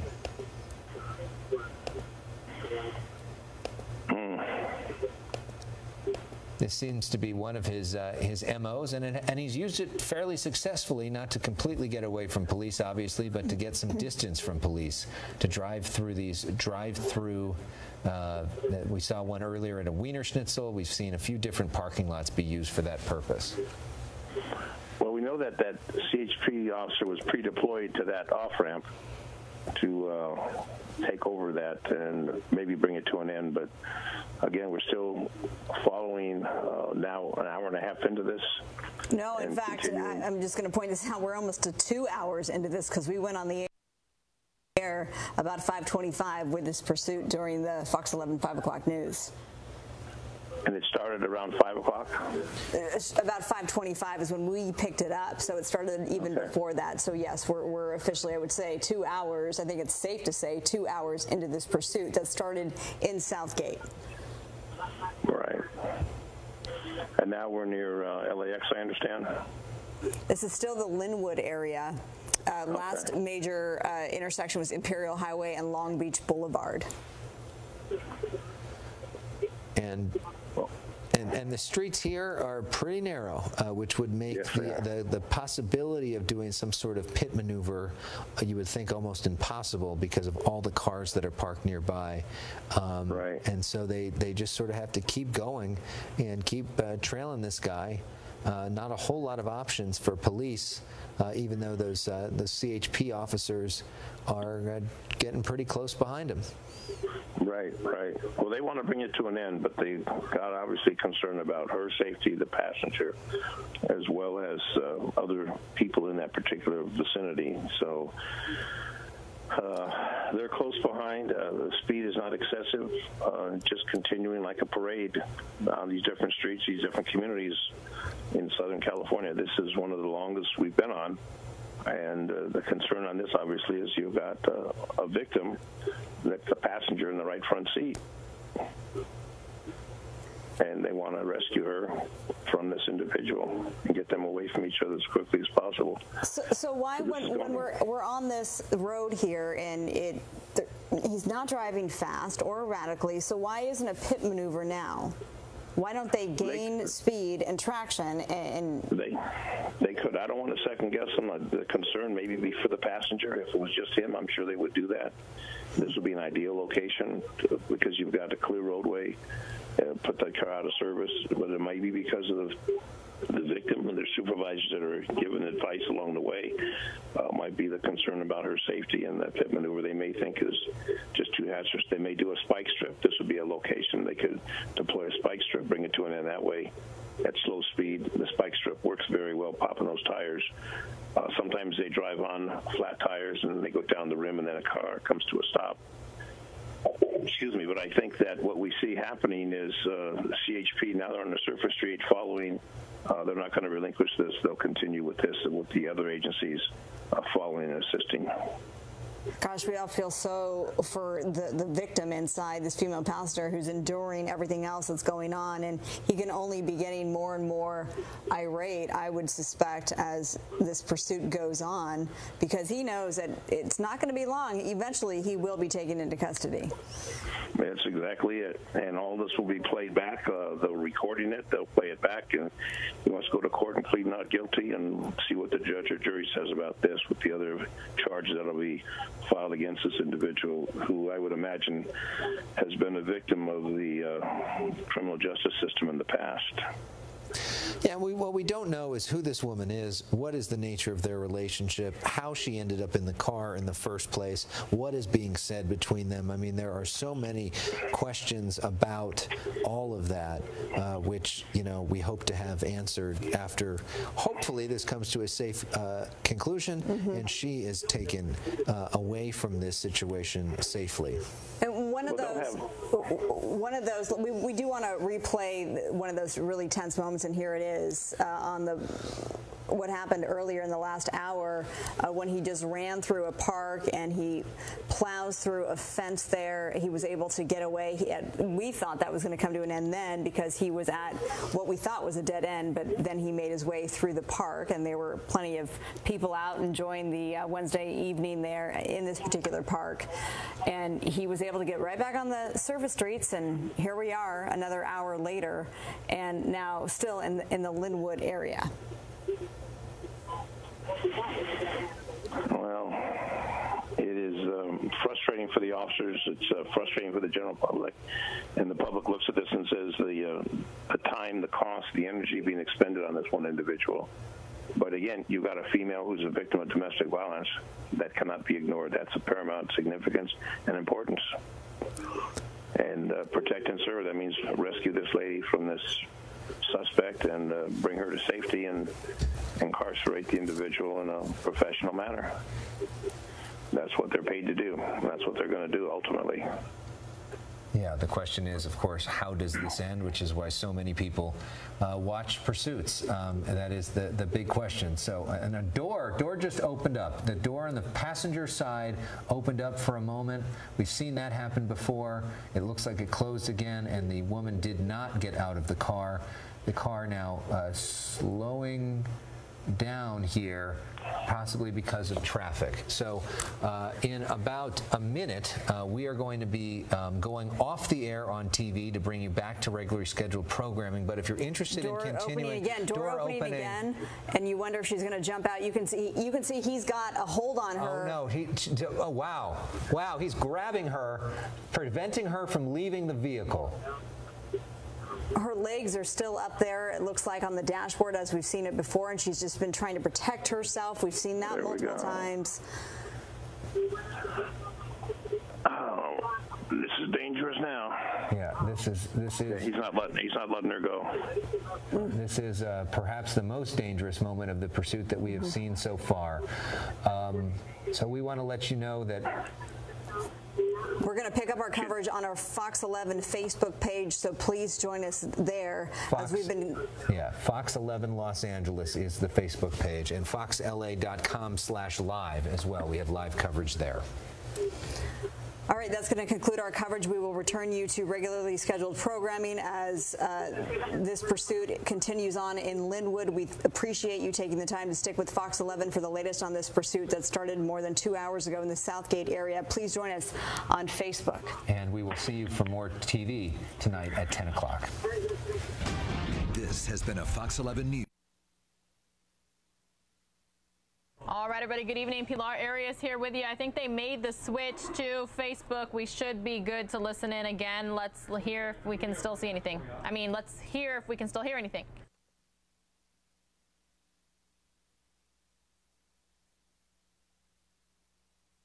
All right, so they still have the police chase on Facebook. No audio, though. That's A-OK. That's what I'm here for. Again, my name is Pilar Arias. I am a host of News Now, which is a part of Fox10Phoenix.com. You heard exactly what was going on here. This has been going on for more than 2 hours, and you saw the passenger door open a couple times. The woman who is in that passenger seat has tried to say, I'm done with this. Please let me out. Let me get some help from police. Let me talk things through. And the suspect, which we're told is a domestic assault suspect, said nope, and pulled her right back into the vehicle. 2 hours into this, California Highway Patrol CHP officers still trailing extremely closely, and I've been told that they have been given the authority to pull a pit maneuver when they are able to, when they see an opportunity. You've seen this suspect here drive into a couple different fast food parking lots. Southern California. Are we up here on the Facebook page? I'm Christine Devine, joining Alex Michelson. Alex and Marla just got off the Fox 11 News in what may be the longest pursuit we've seen in a long time. It's amazing that this car is still going. We're now more than 2 hours into this pursuit. If you're you looking for our coverage here on the Facebook Live? Yes. Alex and Marla have just wrapped things up on Fox 11 after joining this pursuit during the 5 o'clock newscast. I was out at an event and made my way here to LA, so I'll be taking over for Marla. Alex, you're going to have to bring me up to speed just a little bit, because I came into set and you were on this pursuit talking about a driver and a passenger who might be the victim of domestic violence. Yeah, a very dramatic moment just happened a few minutes ago. There is a female passenger who we believe to be a domestic violence victim, and it appeared that she opened up the door, which was not the first time that she's opened up the door, and was trying to get out of the car, and it appeared that that suspect was holding her back, physically making sure that she did not get out of the car, which is a scary situation. Throughout this pursuit over the last 2 hours, we have seen this suspect screaming at this woman. We've seen some what appeared to be some physical violence during this, and now so you have to feel for this woman. What we don't know, Christine, is we do not know the relationship between this suspect and this passenger. We don't know how she ended up in this car in the first place. So, and we don't know the name of the suspect. Let me ask you this question. So you've been saying or posting that it's a possible domestic violence situation. Yes. Where did that information come from? We heard that from law enforcement sources. Okay, so we don't know. Now we see her. Okay, so we see this suspect, this passenger right now. Yeah. You can see her. It looks like she's like laying down. At some point earlier, she was bracing herself. Her legs are up. It looks like she may be in shorts. So the part of the reason we believe that officers are so hesitant to do a pit maneuver or to do a spike strip, and we've seen neither even attempted in this situation, is because of that female passenger and concern for her safety and questions about what is happening with her. All right, So during your coverage, since you've been on covering this since about 5:30, I'm joining you here late on this coverage of this pursuit. Do you know anything? Has anything been released about the suspect? No. Age? Nothing. No insight on the I mean, suspect. we saw a close-up shot of him that looked like he was perhaps balding, looked like a middle-aged man from the tight shot that we got of him earlier. Looked like a middle-aged white man is what I could see, but we're looking at it from thousands of feet above in the air. Whoa, okay. So we got a pedestrian who was crossing the street in the middle of all this. Can you imagine crossing the street and seeing all that? It looked like our suspect just went out of his way to avoid that pedestrian and now continues to drive on. So the wildest moment of this pursuit, Christine, and for those of us just joining us on our Facebook page. All right, everybody, good evening. Pilar Arias here with News Now, which is a part of Fox10Phoenix.com. Big thanks to the people working at our sister station, Fox 11 Los Angeles, for keeping us in the loop as to exactly what's happening out here with this more than 2-hour-long police chase. They're saying it's one of the longest police chases they have seen in a very, very long time. They are just surprised, as we all are, that it's still going on. I am about 5 minutes away from going live again on Fox 10 Extra. That's channel 45, cable 9 here in Arizona. If you're not in Arizona or you don't have a TV, all you have to do is go to fox10phoenix.com/live. Do not worry. I am going to do the same thing that I did the last time you saw me. I'm going to be covering the police chase. We are going to stay on it, but it's going to be me narrating. We will no longer hear the talent at our sister station. You see CHP extremely close here. We might witness this pit maneuver in just moments. The CHP unit right on the suspect's tail, and he's going to the left-hand side here. I'm going to listen into our sister station really quickly. So it's a different scenario here where you say the driver... Look how close he's getting. Yeah, this looks like we may see a pit maneuver here, or this is the closest that we've seen officers get. CHP really getting close. It looks like they have some open road here. Maybe they're going to try it. Well, as I was saying, we've seen passengers bail in these pursuits from time to time, and you're saying this driver actually tried to prevent her from exiting? That's what it looked like? Yes, it looked like she was trying to get... She opened up the door and physically was trying to get out, and then it looked like he was physically holding her back. One of our viewers, we see your comments coming in here on Facebook. We appreciate you staying with us during this pursuit. One person saying, I'm a survivor of domestic violence, praying for her. So again, we don't know the relationship between the two. We don't know that much about the suspect or the passenger, but you say all along has there been this concern for this passenger? Yes, since the beginning. That was the initial call, was some sort of domestic incident, and from what we've seen ourselves, it appears that there is a toxic relationship happening within that car, and certainly we're now in Vernon, the community, the small city of Vernon is where we are now. We have been through so many Southern California communities throughout Los Angeles and Orange County. Some of those communities that we've driven through in this pursuit include Southgate, Norwalk, Huntington Beach, Anaheim, Stanton, Lakewood, Paramount. We have been all over the map in the course of the last 2 hours plus of this pursuit. And watching just a bit of your coverage, Alex, this pursuit has been on the freeway. Multiple freeways. We were on the 605, we were on the 405, we were on the 22, we were on the 105, as well as mostly on surface streets. That's been the majority of the time, but there have been several different stops on Southern California freeways. The guy drove down south to Orange County and then drove back up north into LA County. Tiffany, thank you for your comment. I appreciate you joining us.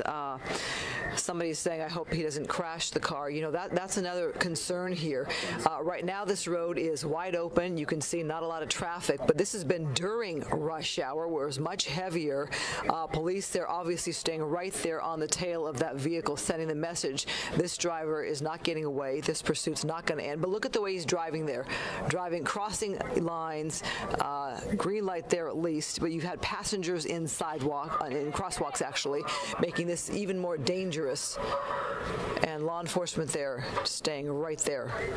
And some of our viewers typing in, you know, let's end this already, let's pit him, and that might happen here. There you go. That was our first attempt at a pit maneuver. He did not make contact. Will there be a second attempt at a pit maneuver as we now enter onto the freeway? No, not on the ramp here. That would be too dangerous a move on a spot like this. All right, everybody, trust me, we are going to continue to follow this police chase, but I'm just moments away from being on TV, so that's why you see it on the bottom right-hand side of your screen. Again, my name is Pilar Arias. I'm going to continue to cover this chase, so don't go anywhere, but I'm no longer going to have the audio up from our sister station. That's because I'm just moments away from being on TV. So again, I will have it for you here. We're going to continue to cover it. Don't you go anywhere. We'll have it for you right here on News Now, which is part of Fox10Phoenix.com. Lots of you here with us tonight, thousands, matter of fact. Thanks so much for being here. We just witnessed the first attempt at a pit maneuver. We're thinking we might see the pit maneuver here. I've got about 2 minutes. The producer just told me in my ear before I go live on TV. So again, we're going to continue to follow it. Don't worry. I'm going to bring up the audio here now that I just learned we have 2 minutes to go.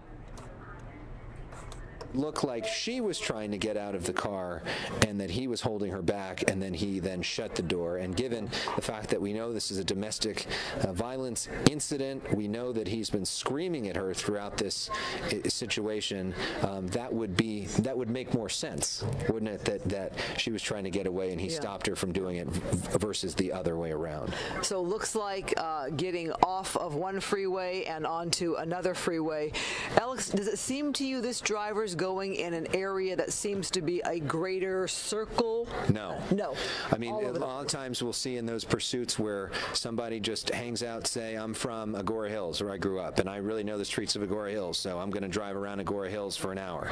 That has not been the case. This driver has been everywhere, all different communities with all different backgrounds. This does not seem to be any rhyme or reason on sort of where this guy is going. He's just going anywhere he can go to try to create some distance between the officers and himself. One of our viewers here on the chat, I think it was Jeff, saying that the helicopter is going to need fuel.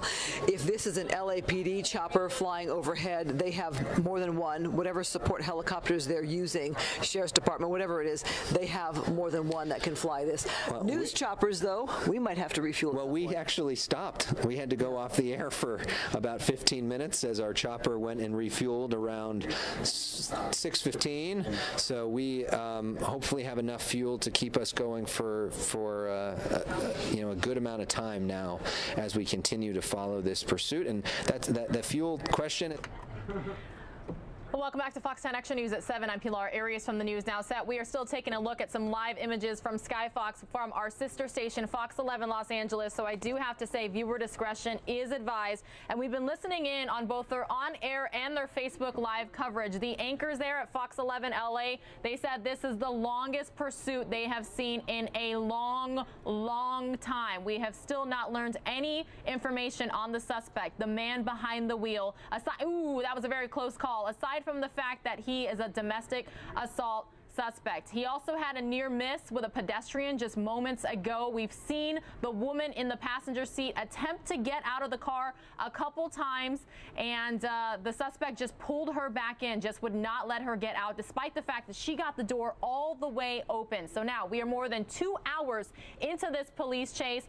CHP, that stands for California Highway Patrol Officers, they are trailing extremely closely. They have tried one attempt at a pit maneuver, and they have been told that, hey, when it is safe to do so, stop this guy, do whatever it takes to make this end peacefully. We've seen the suspect drive into a couple drive-thrus, a Wiener Schnitzel, a McDonald's, not actually through the drive-thru, but through the parking lot of the fast food restaurants. And it's been on many freeways, many surface streets. It started in Southgate. It's gone through Anaheim, Stanton, Lakewood, Paramount. It's gone on many freeways, the 605, the 405, the 22, the 105. We've got thousands of people watching right now on the News Now stream, and here's another attempt possibly for a pit maneuver. Again, viewer discretion is advised because this is live right now. This is probably the second closest the officer has gotten to the suspect vehicle, and you can see the woman, it looked like sticking her arm out saying, hey, help me please.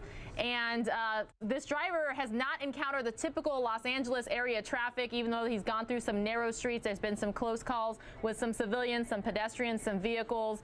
Still going more than 2 hours later. Kind of makes you wonder how he's had enough gas to do so, because even Sky Fox in LA has had to go refuel. They went off the air for about 15 minutes and went back. So again, we're going to continue to follow this. Please join us by going to youtube.com/Fox10Phoenix. Back to you guys.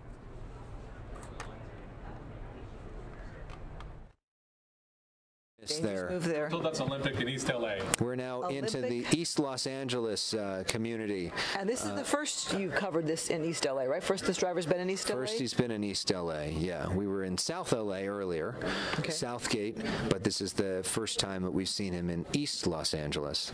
I mean, it is extraordinary, and I think part of the reason that so many people are joining us on Facebook right now is that so many communities have been impacted by this guy driving through, by hearing the lights and sirens going right by their house and hearing all the news choppers and all of that. As we were talking about earlier, it is scary when you're just driving like these folks are, probably trying to get home or go to the grocery store, and all of a sudden this is right behind you and you kind of don't know what to do. So Stariel making this comment, unacceptable for any pursuit to go on for multiple hours. I think the big difference in this one is that you have a passenger. It's said to be a domestic violence issue. So if you do a pit maneuver, if you put out a spike strip, what about this passenger? What about the safety of this passenger? That, I think, is probably the big concern. That's what you talked about, if I'm right, Alex, earlier with our police specialist, Dennis Zine. That's the big concern? That is the big concern. And another challenge for officers in this situation, the guy has put down his window, and the female passenger's put down her window too, but okay, here we go. Are we going to see a pit maneuver here? Driving on the wrong side of the road, this driver trying to evade police. One of our viewers just suggesting that part of the reason he may have gotten so close is try to get a look inside the vehicle. Because the windows are tinted illegally, it is hard to find out, here we go. Hard for police to know exactly what's going on inside of there. This driver has been motioning out the window at some points. We're not sure if it was a middle finger or what he was doing towards the choppers and towards the officers behind. CHP definitely getting more aggressive in this pursuit and taking it to another level here. So this pursuit has been covered here on Fox 11 on our newscast since the 5 o'clock hour. We are now coming up on 8 p.m. as we continue to bring this coverage to you on our Facebook Live. A lot of people commenting on the domestic violence issue, and a lot of people feeling they can relate to the fear of something like that or have been tied to a situation like that, and certainly that gives everyone great concern. All right, coming up here on another red light, this car, like he's been doing all along, crossing yellow lines. Garfield right there, you see, at Olympic, and going through yet another red light. We're still in East LA. In East LA, driving on the wrong side of the road. Now we're picking up speeds dramatically as the CHP officer stays right with this guy. Yeah, David, you make a good point about the safety of pedestrians and other civilians. With this rush hour situation being behind us now, you can see the roads have been much more open.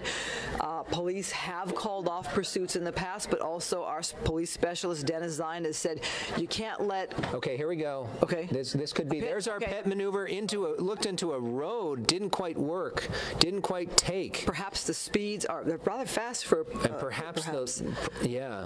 It looked like the differentiation between the newer street paving and the older street paving may have hurt them there. But you wonder if the CHP officer was able to damage the vehicle in any way from that. The vehicle continues to drive on. I mean, this is quite a performance from this Honda Accord, to be honest, in terms of fuel mileage and in terms of its ability to maneuver. So a lot of you are commenting on the wide open roads at this hour. Well, keep in mind it is, coming up on 8 o'clock, but you got a lot more traffic earlier during the rush hour. Am I right, Alex, as you were covering this on both surface streets and freeways? Much more traffic earlier, right? More, but I would certainly say this was less traffic than we would see on a normal Wednesday night in terms of rush hour. Some of that may be, the spring break nature of this week for a lot of people. Okay, so now we're making a turn. We're now in the community of Montebello, yet another community now impacted by this 2-hour plus pursuit. this appears to be a more wide open stretch. Could we see another attempt at a pit maneuver? The CHP officer picking up speed. Worried perhaps about that intersection right there. If you notice, the CHP officers tend to stop at the intersections to make sure they don't hit anybody while this driver just speeds through them. Devora asking if police are perhaps trying to alert pedestrians on the street or making some kind of announcement as they go through here. I don't see a lot of pedestrians on the street at this hour.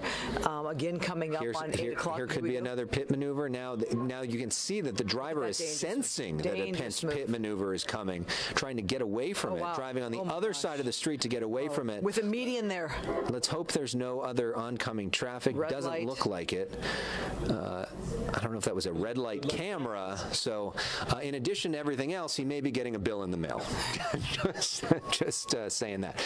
So now we are dealing with the issue that camera brings up the issue that the sun has gone down. And so now we're going to be dealing with light issues and probably going to start getting a police light on from the chopper on that vehicle.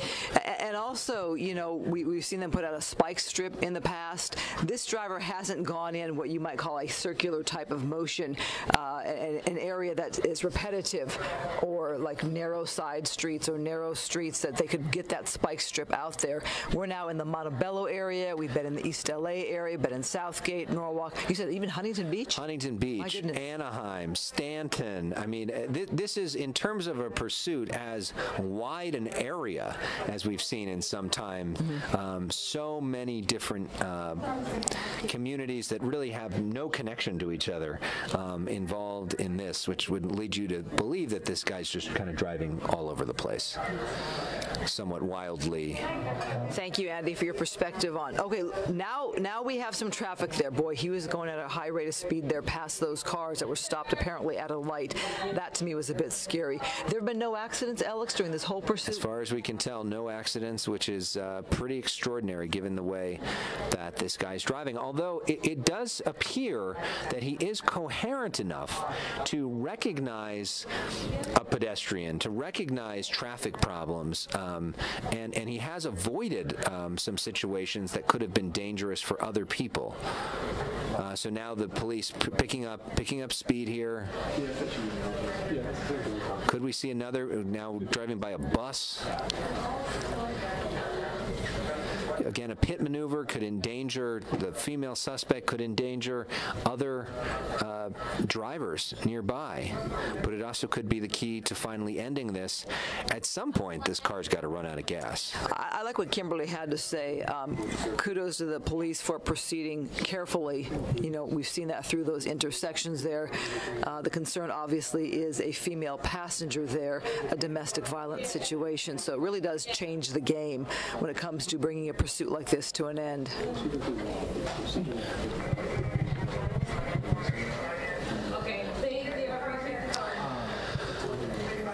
So we continue to follow a suspect that is wanted for some sort of domestic violence. There is a female passenger in the front seat of the car, a male driver who has been driving for several hours now through the streets of Los Angeles and Orange counties. Cindy noting, I bet the girl is so scared. I was just kind of thinking what the conversation might be in that vehicle with this suspect driving for more than, what, we're coming up on 3 hours at some point. A 3-hour pursuit here with police behind them, several attempts at a pit maneuver. I can't imagine what the talk is inside that vehicle. A dangerous move there as that car goes around another vehicle.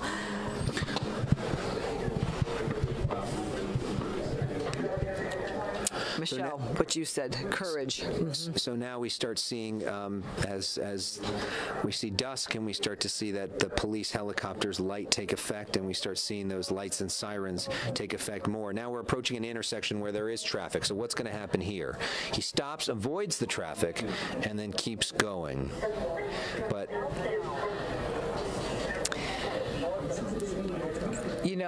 Alex, I'm wondering, this was not a report of a stolen car in any way, was it? We don't have a report of a stolen car, but we don't know if whose car this is. If this is his car, if this is her car. We are now back in East Los Angeles. Right, so to answer what Ryan is asking about, if police know who this suspect is, they're going to get him at some point. So the question is, if they know it's domestic violence, my question is, how do they know that? Where do they get that information? And do they know whom they're dealing with? Right. Did she call? Did somebody else call? There's still a lot of unanswered questions when it comes to that. Rosie, I don't think there's any word of kids in the car. Am I right, Alex? You've been on this for a couple of hours. We have not seen that, and we have not seen evidence of that. The actions of this guy certainly jive with the concept of a domestic violence situation. And Gabby brings up the concern that, what happens when this does come to an end with this suspect and this domestic violence situation and a woman in the vehicle. There are great concerns for her safety when this does come to an end. Yeah. And that's why they're proceeding with such caution. And I also think that police officers have to be, really on alert, because they're going to have to handle this in a certain way with this suspect to see how he reacts when they stop the car. So we are now 2.5 hours into this pursuit, a pursuit that started before 5:20 tonight and is now still going as we are at 7:53, approaching the 8 o'clock hour. Okay, Robert, thank you for your information. Let's see. A lot of people commenting on how they've stepped away from this coverage, done whatever they had to do for a little bit, and came back surprised to see the pursuit still on. I came in from a community event. I was surprised to hear you all say you've been on it for 2 hours, coming up on, 3 hours now? Well, and we had a situation where our chopper had to go down to fuel.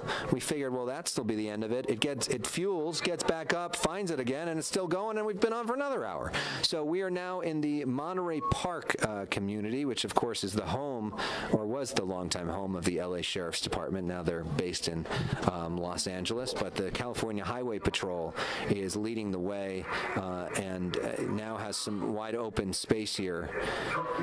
We've seen one unsuccessful pit maneuver, at least so far. One wonders if they're about to try a second one here.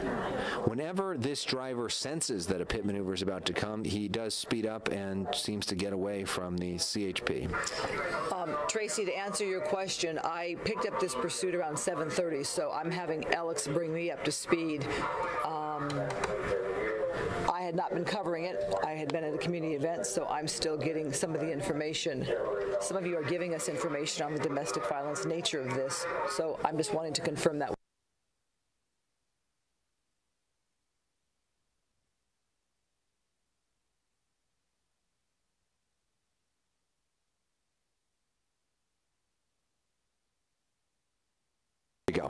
There's some perspective from John and his evening tonight.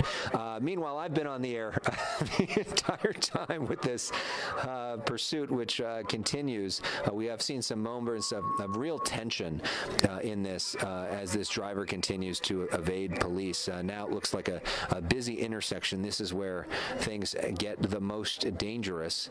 The driver not stopping, continuing to evade. Adrienne, thank you. I appreciate your thoughts. Don, yes, we're trying to give you as much information as possible, yet also not go beyond that as we try to cover this pursuit. So a lot of it is just based on observation, because police haven't released a lot of information on this yet. So we're doing the best we can with the information we have as we observe this with you all.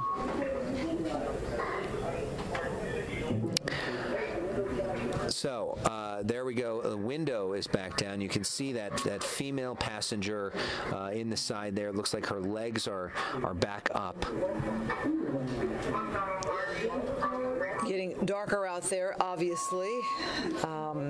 You started this pursuit when it was broad daylight, on freeways, on surface streets. Was this always a CHP pursuit, Alex? No, started with Southgate taking the lead for a while. CHP took over about maybe an hour ago once it was on the freeway. As Dennis Zine, our police specialist, pointed out, CHP, California Highway Patrol, has the most.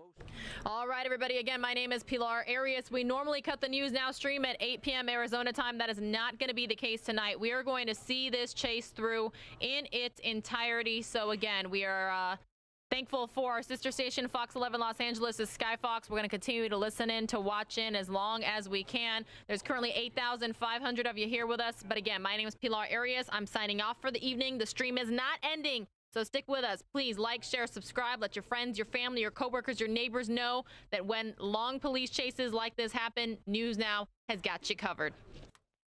Kind of a nice advertisement for the fuel efficiency of the Honda Accord. You wonder if it's maybe a hybrid version too, which would increase that even more in terms of the fuel efficiency. Westbound Garvey here. Okay. Ramona Boulevard now. All right. Alhambra, Ramona Road, and Garvey Avenue. We're in this Alhambra, near the I-10 East. CHP tends to be the agency that covers this on freeways. We've been now on surface streets for a bit of time here, so wondering if another agency would pick this up. I'm sorry, refresh my memory. Who started this pursuit? Southgate Police. PD? All right. Yeah. So I'm assuming they would be the arresting agency, that the suspect would be turned over to Southgate? Maybe. I mean, what we don't know is exactly what the original crime was. You know, there's still a lot of questions that we will have, and I think police will be a lot more willing to answer some of them once this hopefully comes to a safe conclusion and that victim is, you know, free from this situation. And then because it's becoming nightfall, this gets even more dangerous for law enforcement when this does come to a close. It's harder to see the suspect's hands, harder to see situations that they have to deal with to bring this to a safe ending here. I'm wondering if a local jurisdiction would pick this back up, being that it's been on surface streets for so long, or because the person keeps going back and forth, freeways, surface, back to surface streets, will the CHP stay with it? Yeah. Well, I mean, he hadn't been in one local jurisdiction for very long. He seems to keep moving through so many of them. We are now in the East Los Angeles area once again. And we are now getting onto another freeway, as you mentioned, Christine. Here we go, back onto a freeway, back about to pick up the speeds once again. We are moving on to the 10 in East LA, eastbound 10. Hi, DG. Thanks for your thoughts on us keeping this coverage up. And hi, Reagan, to you as well. Reagan's noting that this is an everyday occurrence in Los Angeles. Not quite this. However, right, a pursuit that's lasted over 2 hours. That's not the everyday pursuit, nor is a domestic violence situation with a female passenger in the car an everyday pursuit. But and in 20 minutes, we will be approaching 3 hours for this pursuit. Thanks, Reagan, for being on the pursuit and watching our coverage with us. Justin, you're talking about everyone's safety. I think that the later it gets at night, the concern is obviously it being dark outside, but then also you have fewer pedestrians on the streets, you have fewer cars out on the streets and on the freeways. So on that note, it's just a little bit safer for law enforcement on that note. Layla pointing out on our Facebook page how amazing it has been to see so much light traffic on the streets of Los Angeles and how that has helped impact this pursuit, perhaps made it easier for this guy to continue to get away for close to 3 hours now, and that is certainly something that we've been noticing as well.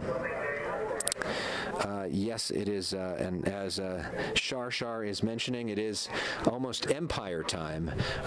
For those of you that enjoy a two-screen experience, Jussie Smollett's final episode of Empire is going to be airing on Fox 11 starting right now, and we will continue to broadcast this on the Fox 11 Los Angeles Facebook page and on foxla.com/live. Manny noting the work of dispatchers, saying they have to type everything up. I'm sure they're exhausted. All right, imagine also, Manny, the police report and how much they have to document as they document every move, every turn, every, violation. Violation right there, driving in the wrong lane. Driving on the wrong side of the road. Yeah, I mean, they will have evidence from every police or from a news helicopter in Los Angeles to use as evidence in a potential prosecution against this suspect. Sherry asking if there's only one headlight on the car. It's hard for me to tell from this vantage point. Oscar, can you tell if the headlights are working on the car? Could you tell? I can't see that they're on. Yeah, it's hard to see. It looks pretty dark. Oh, maybe just the left one is on. It's hard to see from this perspective, this angle. And you wonder if what kind of damage this car may have sustained between running into a fence earlier and also police attempting, or CHP attempting to pit maneuver the car. The front end left side damage happened, I think, during the fence, and the back end right end damage might have happened during the pit maneuver attempt. Jason, you've been watching from Pennsylvania. I'm always amazed that people find these pursuits and find this coverage in parts all over the world. Somebody mentioning it's like 2, 3 in the morning from where they're. All right, Kevin Dakumi, our reporter, our contributor to, says there's no lights. So Kevin, what is this light you're seeing here? If Kevin, you can answer that question, because Kevin's saying no lights.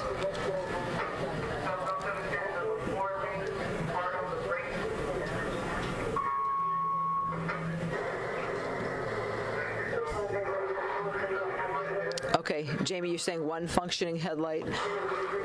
I got you. One thing a lot of our viewers are saying is that they believe that this suspect may have been trying to push the suspect out of the vehicle earlier.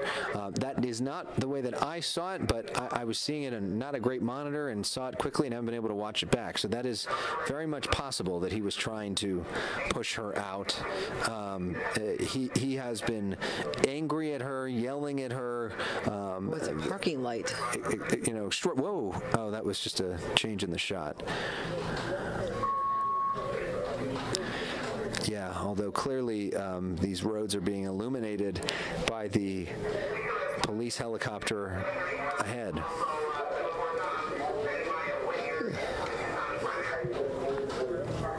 So a lot of folks are noticing or commenting about when the driver hit the fence, what kind of damage was done to the car, or perhaps the lights. Alex, paint a picture for us, for those who weren't watching, and even for myself, because I was coming into work. Now we're transitioning onto another freeway. Talk about him hitting the fence there. What was that like?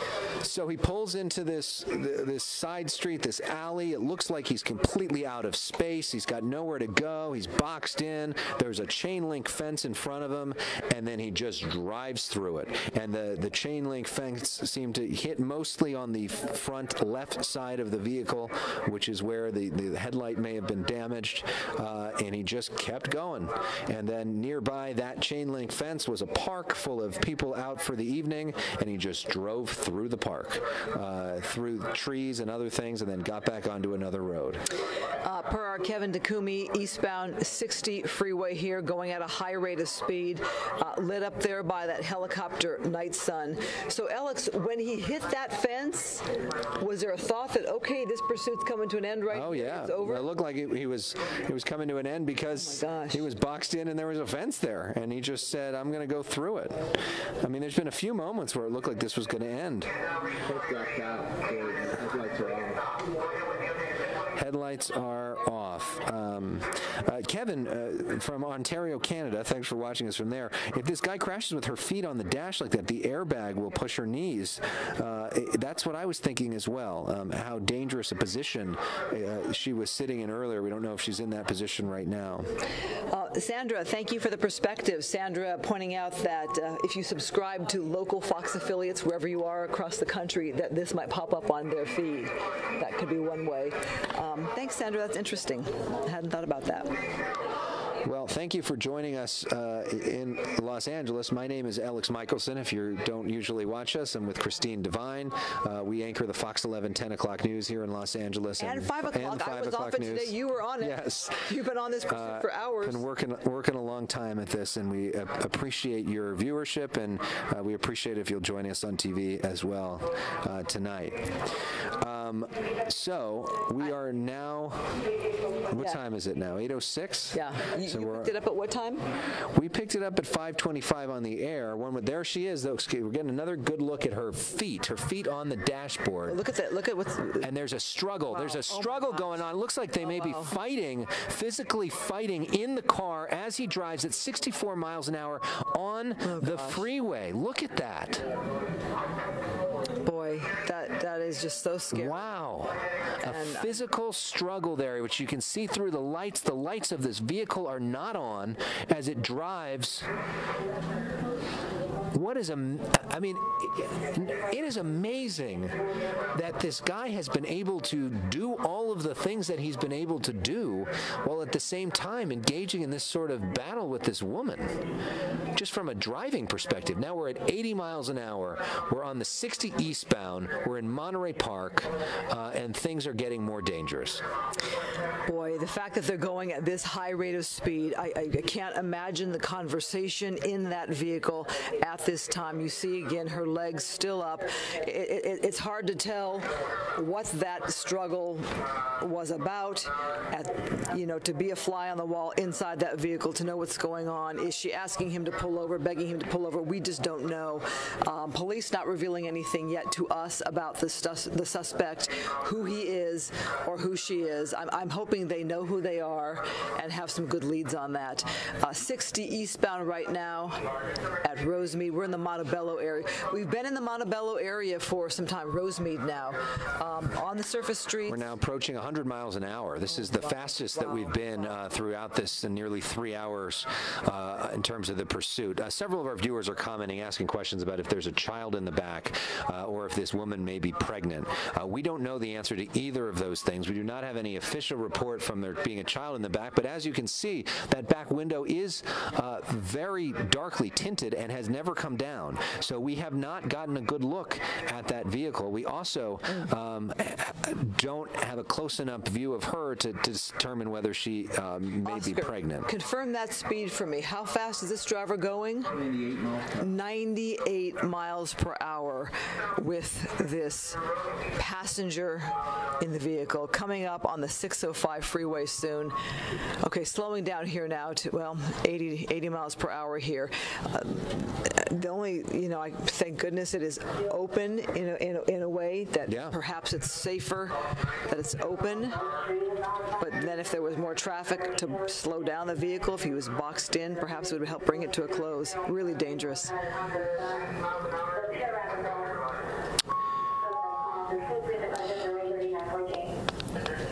Yeah. Somebody commenting that the woman with her legs up looks like she's relaxed.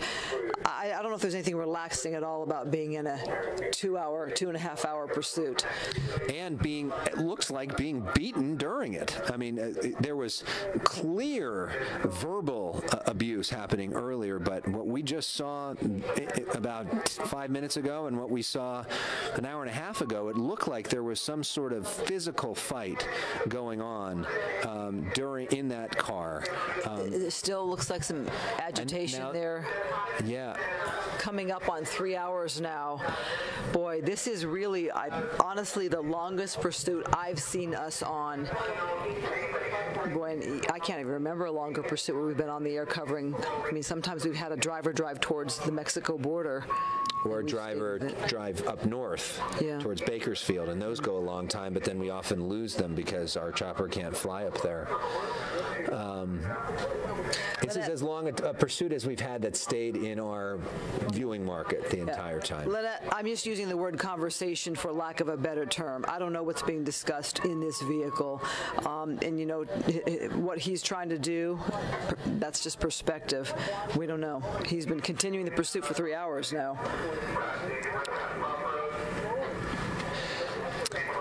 Julie talking about the tinted windows. Well, thank you all for watching as well. And Granny, my name's Alex Michelson, along with the fabulous Miss Christine Devine. You have to wonder. I mean, the moment that you really fear about with this is, if this stops, if there is a pit maneuver, if he runs out of gas, is this guy armed? Is there somebody else in the back seat? What is the condition physically of this woman, and what is he going to do to her?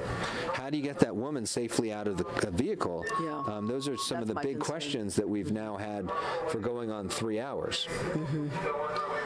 All right, look at the moves here during a little bit of traffic, not overly heavy traffic.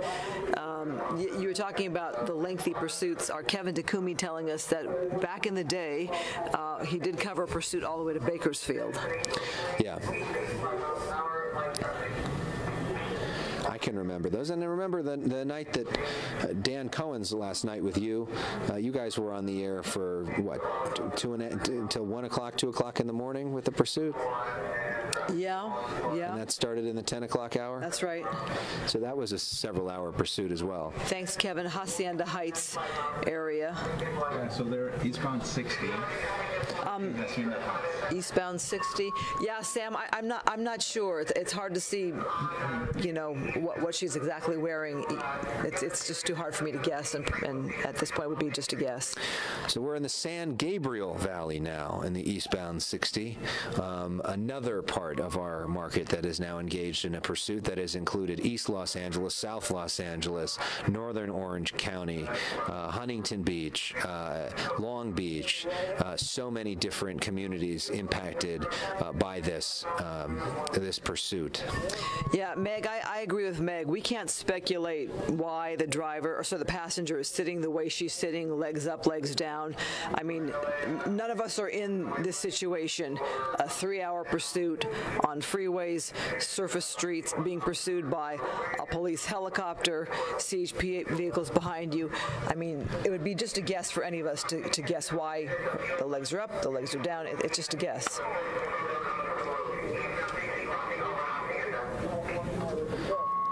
Yeah, so now we're going. Yeah, Chrissy, we have had the chopper able to zoom in just a little bit there. That's where we really saw that struggle inside the car.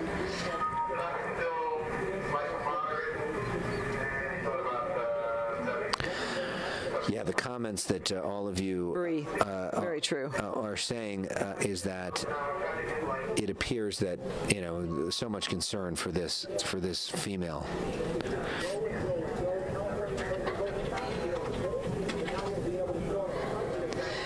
You can see that window still open. It's a cool night, at least here on the west side. It was very cool tonight and very overcast.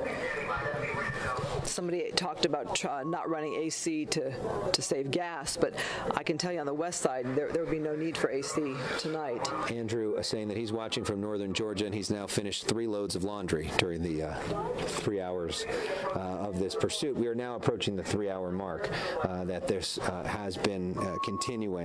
A domestic violence suspect with a potential, certainly looks like a victim of domestic violence that we have noticed ourselves in the passenger seat, now driving quickly on the freeway.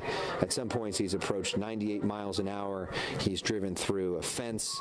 He's driven on sidewalks. He's driven in every which way to get away from law enforcement. CHP leading the pursuit now after several agencies were involved earlier. Thank you, Kevin Takumi, for giving us the update that the information 60 freeway coming up on the 57 interchange. This has not been an area where you've seen this pursuit earlier tonight, correct, No. Alex? You haven't been this far east. No. Okay. So there you see, get a good look at the, looks like, is that a sheriff's helicopter? Looks like it. Looks like a sheriff's logo there, putting the light on that. Our chopper trying not to get in the way of the law enforcement vehicle there.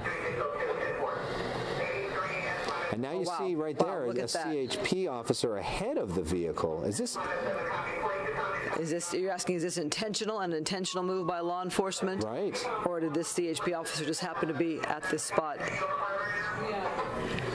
And you're nervous cars for these drivers that are nearby. And look, the CHP looking like he's trying to box him in. Is that sheriff? And you wonder, you got to, if it is sheriff, if that that air helicopter that we were just in was coordinating with that driver.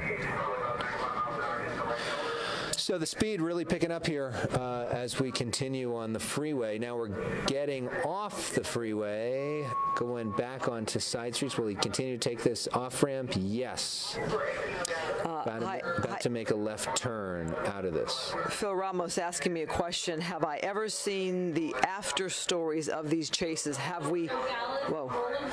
No, Gallus, we're now in Roland Heights? Yes. Okay. Have we followed up? Well, we had a pursuit a couple of weeks ago where, if you guys might remember, it was a maintenance truck that was stolen. Okay, weaving in and out of traffic here we go. here. God, okay. Amazing how the way this guy has been able to avoid hitting anything.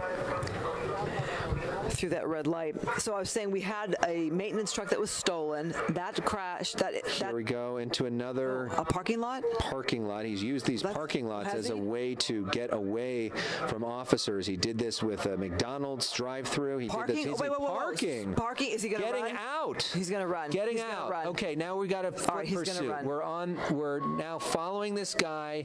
Where are we right now?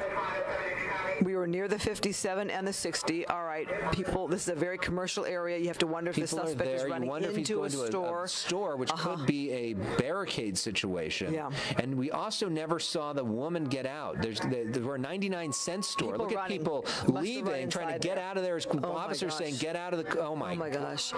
All right, so... Wow. Look at the fear in these people's faces as they're now being forced to leave this 99-cent store. Look, a little girl there. Look at the far back there. People fleeing with a grocery cart. Just get out of the way, find safety. So you wonder if this guy is armed. We did not see evidence of him holding a gun, but you never know what was inside there. You can imagine the highway patrol officers yelling at everybody to get out of there. Have we been able to see the passenger door of that car is open, which leads you to believe possibly the female got out of there safely? We don't know that. Our camera didn't get to see it. That store was very crowded at this hour, 8:20 p.m. here in Los Angeles. Look at the amount of people coming out of that store, that 99-cent store. Boy. Okay, look at law enforcement there below asking them to clear that store. All right, so obviously, people, they're at the store after work, after school. Probably it closes maybe 9 o'clock, so people getting their last-minute shopping done. People telling them to get, oh gosh, still more people in the store. Everybody's saying, get out, go, go, go, come out now. This looks like a gentleman maybe with a cane. May not be easy for him to move. An employee there. Okay, law enforcement going in. You have to appreciate the job of law enforcement here. Everybody else exiting, and they go in. This older gentleman, he needs to keep moving out of the way. A bit confused. Yeah. Okay, now they're going through the aisles of this 99-cent store. And we don't know if he was able. It's possible he got out the back. Yeah, Al, I can't finish the story right now about the past chase because this is a pretty big development here where you finally have this pursuit that has come to an end here. This is the spot where the passenger was in that vehicle. Police, though, were concentrating on the driver and thinking about all of the customers inside that store. So we'll focus on that right now to try to see if they can bring this to a close. There are two possibilities. Okay. In there or not in there? Well, those are the two possibilities. Sorry. The other possibility is it possible that he grabbed some clothes from in there or something and then ran out the store? That quick? I mean, could he have escaped with everybody else? I mean, there was all that chaos, right? All those people. I suppose that could happen. I mean, it's unlikely, but it's not like there was much of a suspect description of him at that point. I mean, that was our first look at him. And I wasn't trying to make a joke. I was trying to I said in or out. Could there be a back door that is there a back door? You know, because they're now going to go row by row and try to clear this store looking for this guy, unless he happens to be hanging out somewhere. Yeah, Michelle, I agree with you. There were police cars in the back as well. So who knows? Gosh, they're walking out rather calmly. Are they thinking that perhaps he's not inside that store there? Or did they apprehend him? I mean, did they take it into custody? What I want to know is what happened to that woman. Yeah. You know, we haven't seen her. So we have, you know, just from an operational perspective, we do have our news crews now headed to this 99-cent store to try to give us some perspective on the ground, to try to see if we can, you know, talk to some of those people and to try to, okay, so now we're looking at that vehicle, and is she still in the front seat? I can't tell. Hard to tell. All right, so, wait. Okay, there he is. They got him. All right. The suspect is now in custody. It is a peaceful end to a wild pursuit. We are now over 3 hours since this began, and it appears that the suspect is in custody. Now we go back to the car. Now we're going to get a look in the back seat of that car. People were wondering if there were kids or other people in the back seat. We're about to have that answer. The question you bring up, Alex, is where is that woman? Perhaps she got to safety somehow. Did she run? We just don't know. If I had been in a 3-hour pursuit in that car, I might want to get away from the car myself. Yeah. But we don't know. It's just a guess now. So obviously they're looking at that car, perhaps trying to get some kind of information. Is she still in the front seat? Yeah. This angle, I can't tell. I mean, they're certainly taking a long time there.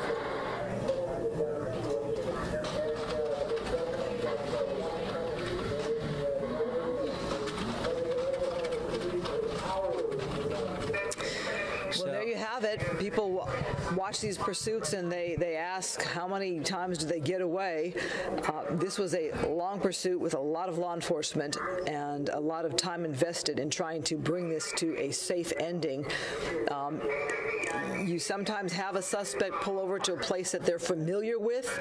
I haven't seen this happen often where it's at a shopping mall or shopping location. Sometimes they'll go into a garage at a shopping mall and kind of try to disappear. But right here you have a strip mall, and of course the big concern is the safety of all those customers in that store. Alex? Yeah. I remember a pursuit a few years back that I was on where they did something similar, pulled in and went into a restaurant, and I was not far behind it, and then everybody ran out of the restaurant and became a hostage situation, and that was one of the more terrifying and more memorable pursuits in recent memory here. So, yeah, the big question, I mean, I think we all want to know is first off, who is this person parking here?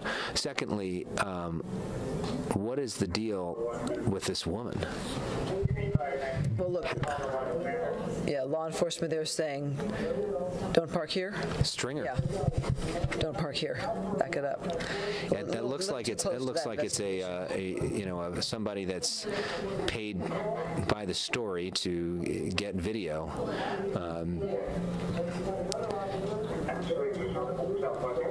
Is the woman in that front seat? Why are they spending so much time at that car? And we have not seen an ambulance or anything. They searched the trunk. But why, if this car was cleared, would they still be standing there? That leads one to believe maybe the woman is still there. Possibly hurt? Possibly hurt. I mean, she clearly was getting beaten up, or certainly appeared to be beaten up. We don't know that for a fact. All I can say is, as I look at this here at this 99-cent store, I'm just so grateful that there was not anybody taken hostage, apparently, nor hurt. This suspect, was pretty quick on his feet to get out of that vehicle and run into a location there.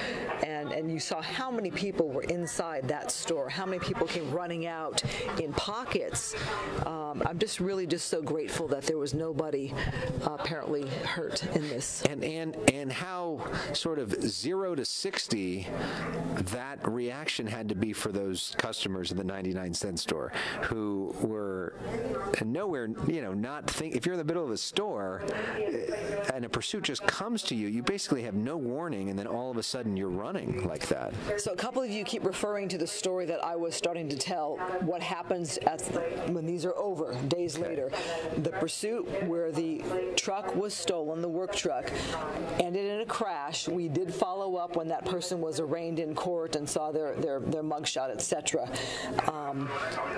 We tend to work in a daily grind business where there's not always a lot of follow-up, but think of all the charges this guy's facing now. All the violations, all the different cities, all the different jurisdictions. Yeah, Christine, I think that woman's still in there. I mean, the fact that I think they're communicating with her. We haven't seen her get out of the car. We haven't seen an ambulance anywhere else. You wonder, though, if we are going to see, if she is in there and she is hurt, if there's going to be some sort of ambulance that gets here quickly. And now you see news crews, including our colleagues at KCAL and our own news crew, now arriving on the scene. They were following closely behind this pursuit as it drove from city to city. Hi, Sam. Thank you for posting on our chat here. Yeah, you're seeing law enforcement keep people at a distance as they might for any investigation, but you're right, Alex, there still are a lot of questions as to that vehicle and the status of that woman who was in that vehicle and where she is and how she's doing. Also, the suspect, was the suspect placed in that car right there? Yes. So the suspect hasn't left yet. Makes you wonder if they're still trying to get some information. I mean, you would imagine the information might be pertaining to this woman and what was going on. Okay, yeah, Linda, thanks for your perspective. I appreciate that. Yeah, I'm not going to feel better until I see this woman safely out of that vehicle. It's possible that she already is. I just don't. If she was, why would there be several officers pointed right there talking to her? I think she's in. I think you can see her. And they're talking to her. If you would have asked me how this pursuit was going to come to an end, the driver pulling there into a parking spot at a strip mall was not necessarily how I would have predicted this one. Somebody noted about him taking the time to pull in the spot and not just pulling up and ditching the car. How these come to an end, they all differ, they all vary, but it looks like, who's recording there? I'm surprised they're letting that person record there unless that's law enforcement. Ask him to go. That appears, my guess is that's a stringer. This is just a chaotic scene. It is also possible that law enforcement is not too thrilled with this guy after leading them on a pursuit for 3 hours, and they might allow some cameras to get a good look at him after as well. I'm thinking by 10 p.m. we'll have a possible picture of this suspect and what he looks like. Now they're going to move. It looks like a lot of camera guys, including possibly ours.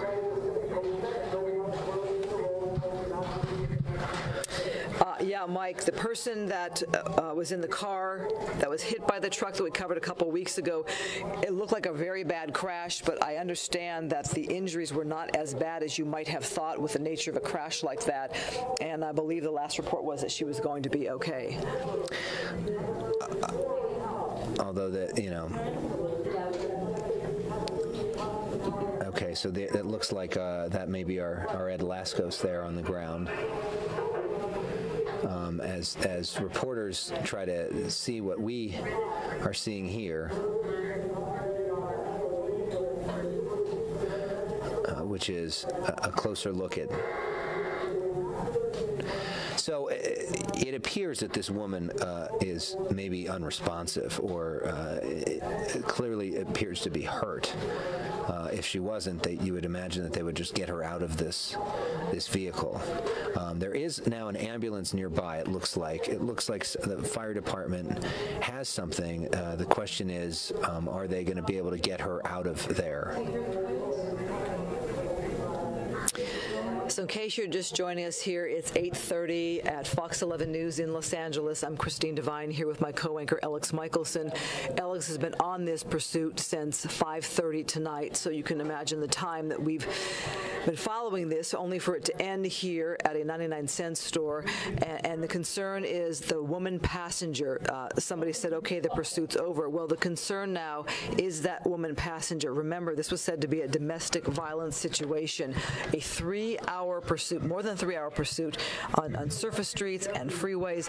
And now because this scene right here is not over, there's no conclusion right now at this scene. Police there, law enforcement moving in there with that police tape to keep people away and to move those news crews back. So this scene is still ongoing. Usually in a crime scene, law enforcement would have a little bit of a heads up before the news media gets there, and so they would create a police tape and all that other sort of thing. But because we were following this so closely and got there literally within minutes of this situation, that whole process has not happened yet, which is why we're seeing some of the news crews get so close.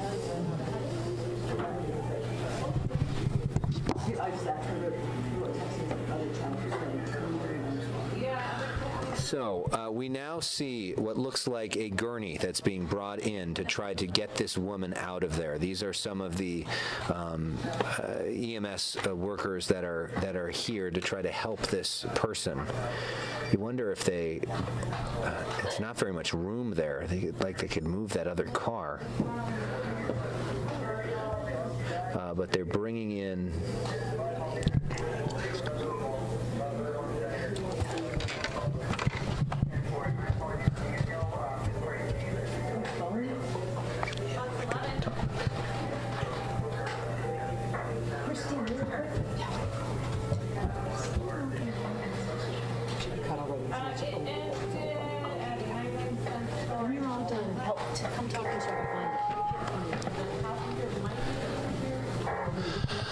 So now the question is the health and the well-being of this woman that we have seen her would appear to be beaten, verbally abused for hours, about 3 hours, through multiple different jurisdictions, and we are trying to figure out how exactly she's doing.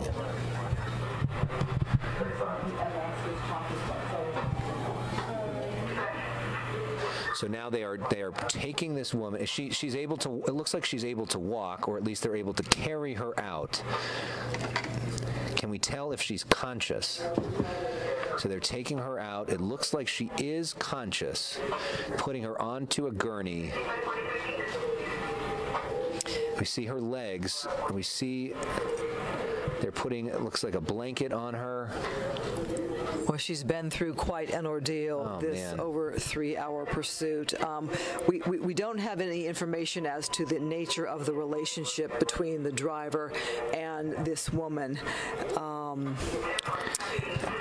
A few of you are asking about somebody being in the back seat of the vehicle or a child in the back seat. We are not hearing that, and I don't see law enforcement dealing with the back seat. If there was, they would get them out of there by now. Yeah.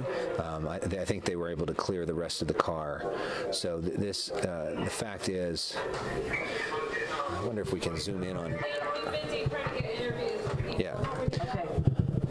We have a reporter there on the scene. I was hoping to get that reporter on with us here on the Facebook Live, but they're in the midst of trying to get interviews and get more information. Okay, Alex, do I have this right? The vehicle that had the suspect has been moved? Is that right? Is the suspect out of there? It looks like it has been moved. Either the vehicle's been moved or the guy's out of there. It's one of those two, but it certainly is not where it used to be.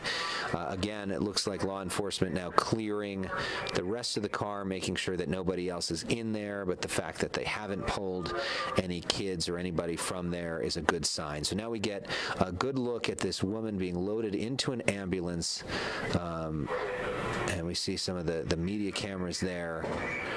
And she will hopefully be taken to safety. Let's hope that she is okay, and that we get a positive update on her condition.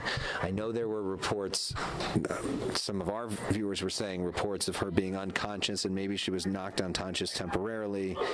It looked like she was conscious, didn't it? It seems so. Nadine asking us to let you all know how she's doing and if she's okay. It's 8:30 now. We hope to have a more full report at 10 p.m. tonight. Not sure how much information law enforcement will give us up as we start our newscast at 10. But I appreciate those of you who are truly concerned about, what appears to be a victim in this pursuit. That was the initial concern, that there was some kind of domestic violence matter.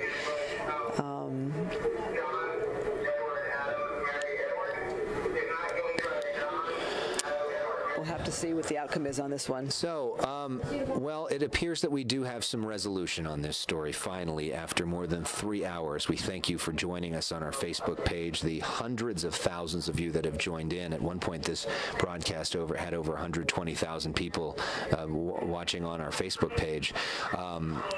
A 3-hour pursuit. It is now over. The suspect is in custody. The biggest concern has been about the female passenger that appears to be the victim of domestic abuse, including domestic abuse during the pursuit itself. She is now in that ambulance. She is now being cared for by rescue workers, and we will continue to follow this. Our Ed Lascos, as you just saw, is there.